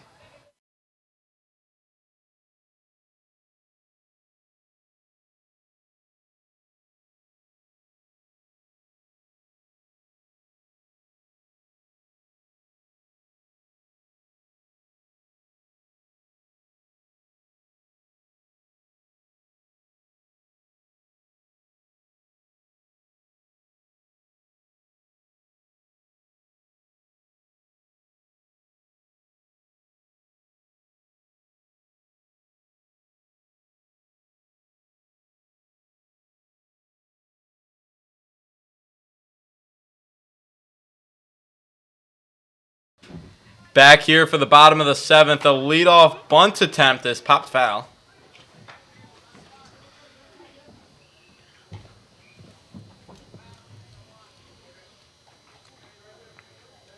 At the plate is Joe Perzik.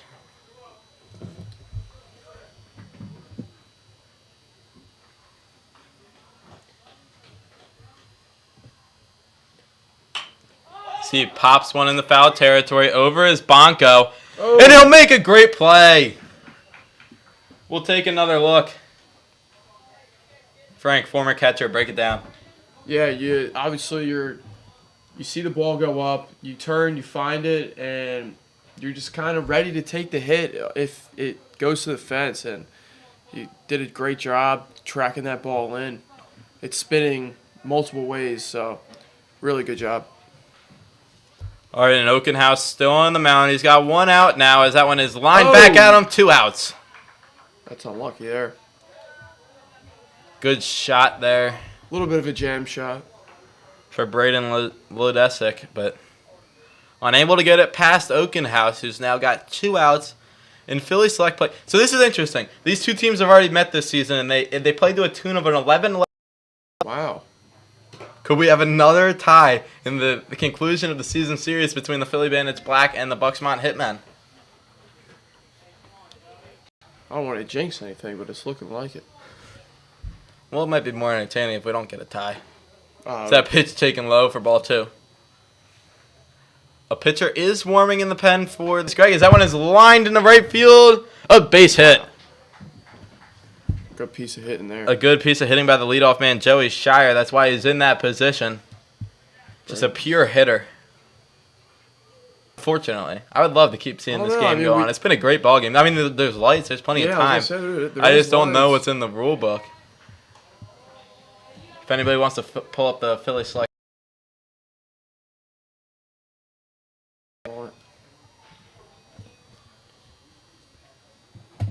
Runner takes off for second. Pitches in the dirt. Bonko blocks it, but he's got no play at second. The winning run is in scoring position.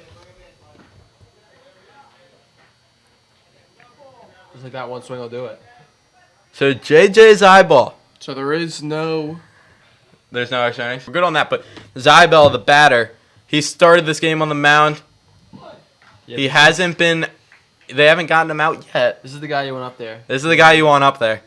He's do we think he does it? heavily in contention for On the Radar Sports Player of the Game. A walk-off here would certainly do the trick. Oakenhouse with an inside move. He'll chase the runner back. I got a good. You do? I You think do. he's going to find that left center field gap? Outfield is deep here. They're playing no doubles.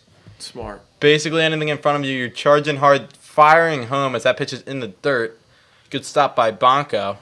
The biggest thing in these at-bats is remaining calm. You take that breath, you take what the defense gives you, and you don't make it more than what it is. It's just an at-bat. Oakenhouse delivers in the dirt again. It's a 3-1 count. Good patience here by Zybel. You don't want to force anything to try and play hero here. You'll take your walk past the bat and let the next guy do it, and it doesn't get much easier for the Bandits after Zybel. Here's the pitch from Oakenhouse. Taken upstairs, ball 4. Zybel walks, and that'll bring up Jorwan Gomez. Frank Hughes, the player you spotlighted earlier in this game, as our player to watch for the Hitmen. You did your research on him last night. You think that research is going to prove you correct here? I think so. I really like him in the field. I really do. He has great actions, very smooth, and he already has a hit in this one. I think he's been on base 3 times. So the top 2 or top 3 right now for the Hitmen, really playing a big part, and it's exactly what you want in the bottom of the 7th. Yeah, and it was those top 3 guys who really showed good signs in the game against Norgwen last night. Even though they lost, they put together quality bats. They were aggressive early in the counts last night. The whole Hitmen team was aggressive early in the counts, not forcing the Norgwen team to throw many pitches, but they just weren't able to find too much real estate yesterday. We'll see what they can do now as an inside move. He was almost going forward there. Yeah, that might have That's been dangerous. It might have been a balk, Brennan. Here's the pitch from Oakenhouse. The 0-0 offering fouled. It's hit hard. I like the aggression. That one's off somebody's windshield over there. Hopefully it's not your car. Nope, I moved mine. Smart man. It's always a dangerous game. Oh, yeah. I've been into enough baseball fields. Gomez at the plate. The pitch from Oakenhouse. Line down the left field line. It's foul into the bullpen. Look It's up out over down there. there. Yeah.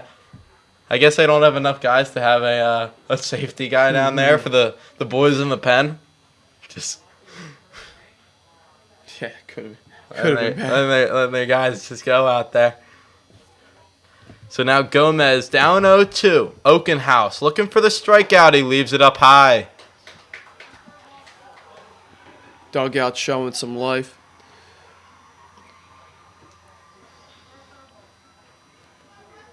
One-two count. 2 outs. Oakenhouse delivers to Gomez. Good And he lead. takes it high. It's a big league take. Now Staying in his want zone. to, yeah, Brennan, you want to expand with 2 strikes, but you don't want to chase. Brandon, what do you think of the no balance goes look? I like it. Old school. I'm an old school Rub some baseball dirt. guy. Pick Eh. up some dirt. Gomez takes low. The Great runner's job. off for third. He got a great jump on that one. Bonko thought about throwing it to second. Nobody was there, but even if they were there, I'm not sure that's the play because that's the winning run at third base Yeah. as we take another look. Overthrow. Look at this jump.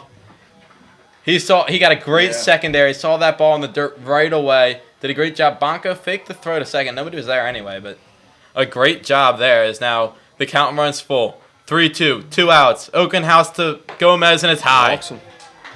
The bases are now loaded as number 5, Connor McCann, the third baseman for the Hitmen, strides to the plate, and it's going to be a mound visit here for the Bandits as they talk this one over. We did have a guy warming in the pen. It was Davis Gregg, the man who tied it up for the Bandits. He was warming up, and it looks like he's going to come into the game here. The score is tied 2-2. It's the 7th inning. 2 outs. Bases are juiced, and a new pitcher is in. It's Davis Gregg. Can he play hero once again? We'll see on the other side. This is Game Time Sports, broadcasting Philly Select Baseball, brought to you by On the Radar Sports.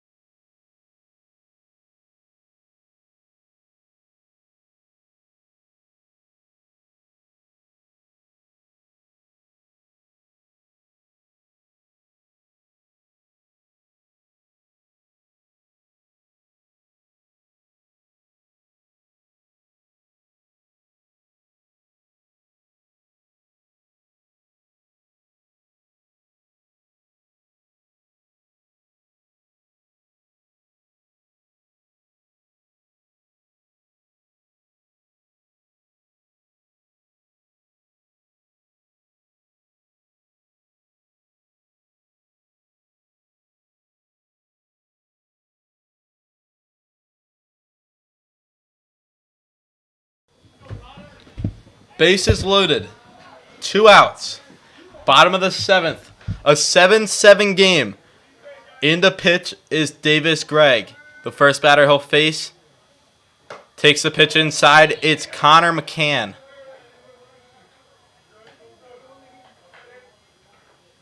It's the first batter and the only batter he'll face tonight as he fires the 1-0. It's taken high 2-0. So it's a tough spot to come into as a reliever. It's a tall ask. Yeah, I might have left my guy out there who was pitching fine. He was throwing some strikes. I mean, he was getting a little wild, but it's tough to come in bases loaded, 2 outs with a game on the line and throw strikes. And that's the problem Greg's dealing with here is the 2-0 pitch is taken in for a strike. He's found his zone. Connor McCann, the 4-hitter for the Hitmen. The cleanup spot. He's got a chance to do just that and clean up a mess with the bases loaded. Here's the pitch from Greg. Oh. It's sent out to center field. Ranging back is the center fielder. He's not going to get there. It's a walk-off base hit. Connor McCann does his job and wins it for the Buxmont Hitmen. They'll swarm him out by second base as we take another look. Connor McCann drops a bomb to win this one for the Hitmen and win himself on the Radar Sports Player of the Game. Guys, this was a magnificent ball game here. Great finish. Wasn't totally expecting it near the end, but a great rally from the Bandits to come back and tie this one up. But then great job by the Hitmen to load the bases, and Connor McCann does a great job getting those runners in and getting the walk-off as the Hitmen escape just their second loss, what would have been their second loss of the season for the Bandits. They fought hard, and it will be a 1-1 split for both teams on the back-to-back, but just a great game all the way, Dax. Yeah, I mean, that last at-bat, full attack mode. I mean, he knew he had to fill it up, and he knew he was going to get a fastball to play, and he was ready for it. And he didn't miss him. That was just an incredible game to watch for both teams. Both teams played extremely well, and it was a great game.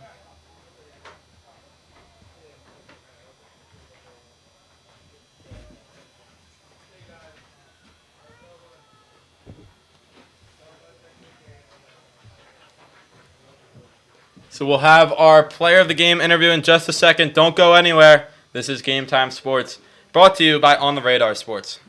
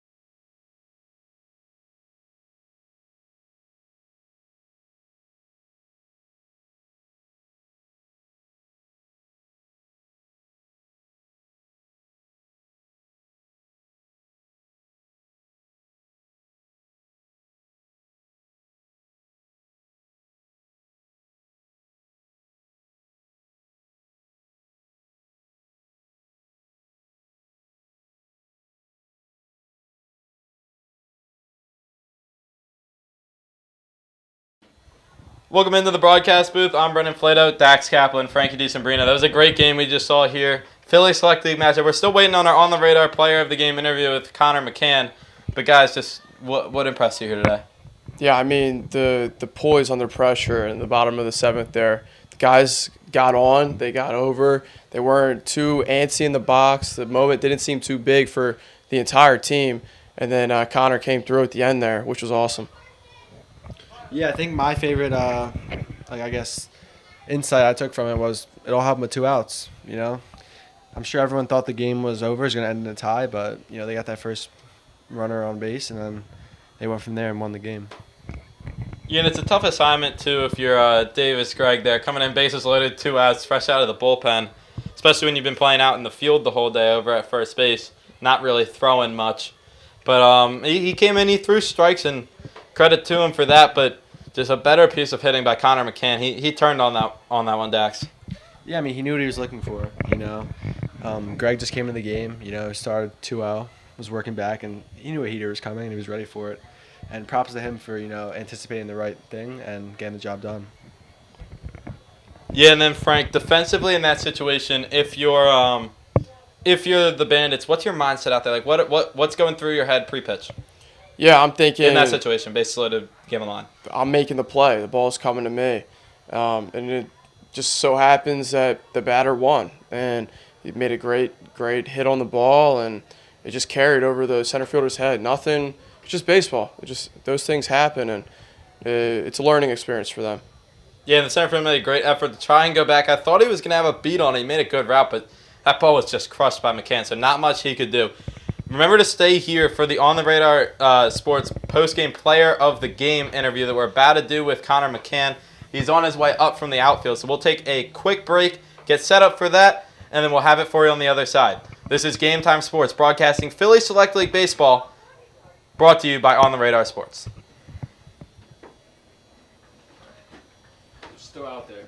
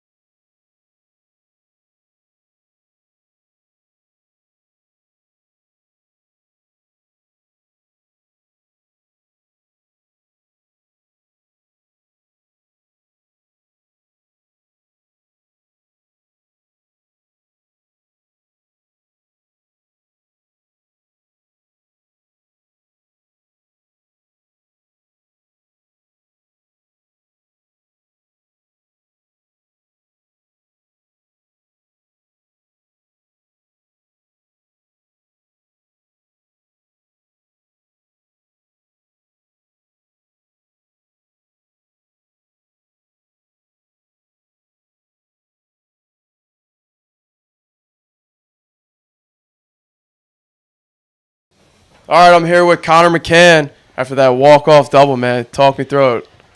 First pitch, I think it was inside. I should have probably let it hit me. Yeah. Yeah. Second one, I think, was it low fastball? Yeah. And then he came right back 2-1, kind of over the heart of the plate. Shouldn't have swung at that. It was high fastball. It was like up here. Oh, was it really? Yeah. See, hard telling up here. But then, man, he missed over the middle, and Yeah. you gave it a ride.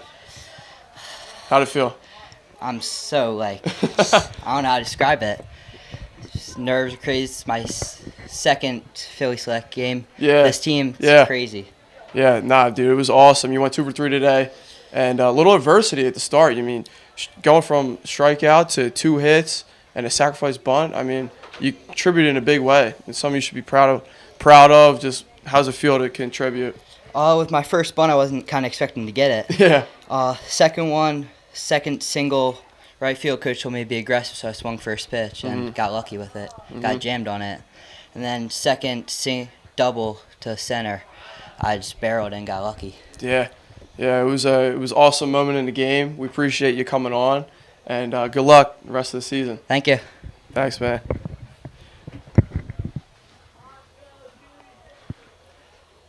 Am I good? Yeah. Thank you. All right, and welcome back here into the broadcast booth. Brendan Flato, Frankie DeSimbrino, Dax Kaplan. It was a great game we had here today. Any closing thoughts, boys?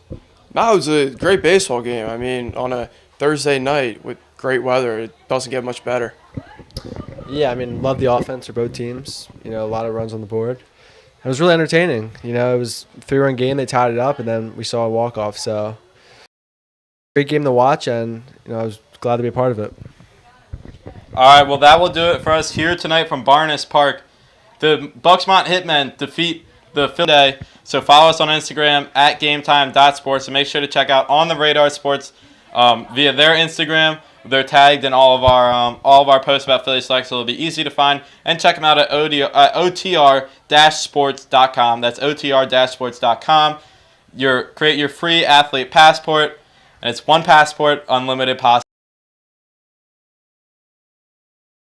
Bringing this game to you via Game Time Sports. That's all we have for you here tonight. Have a great night, everybody.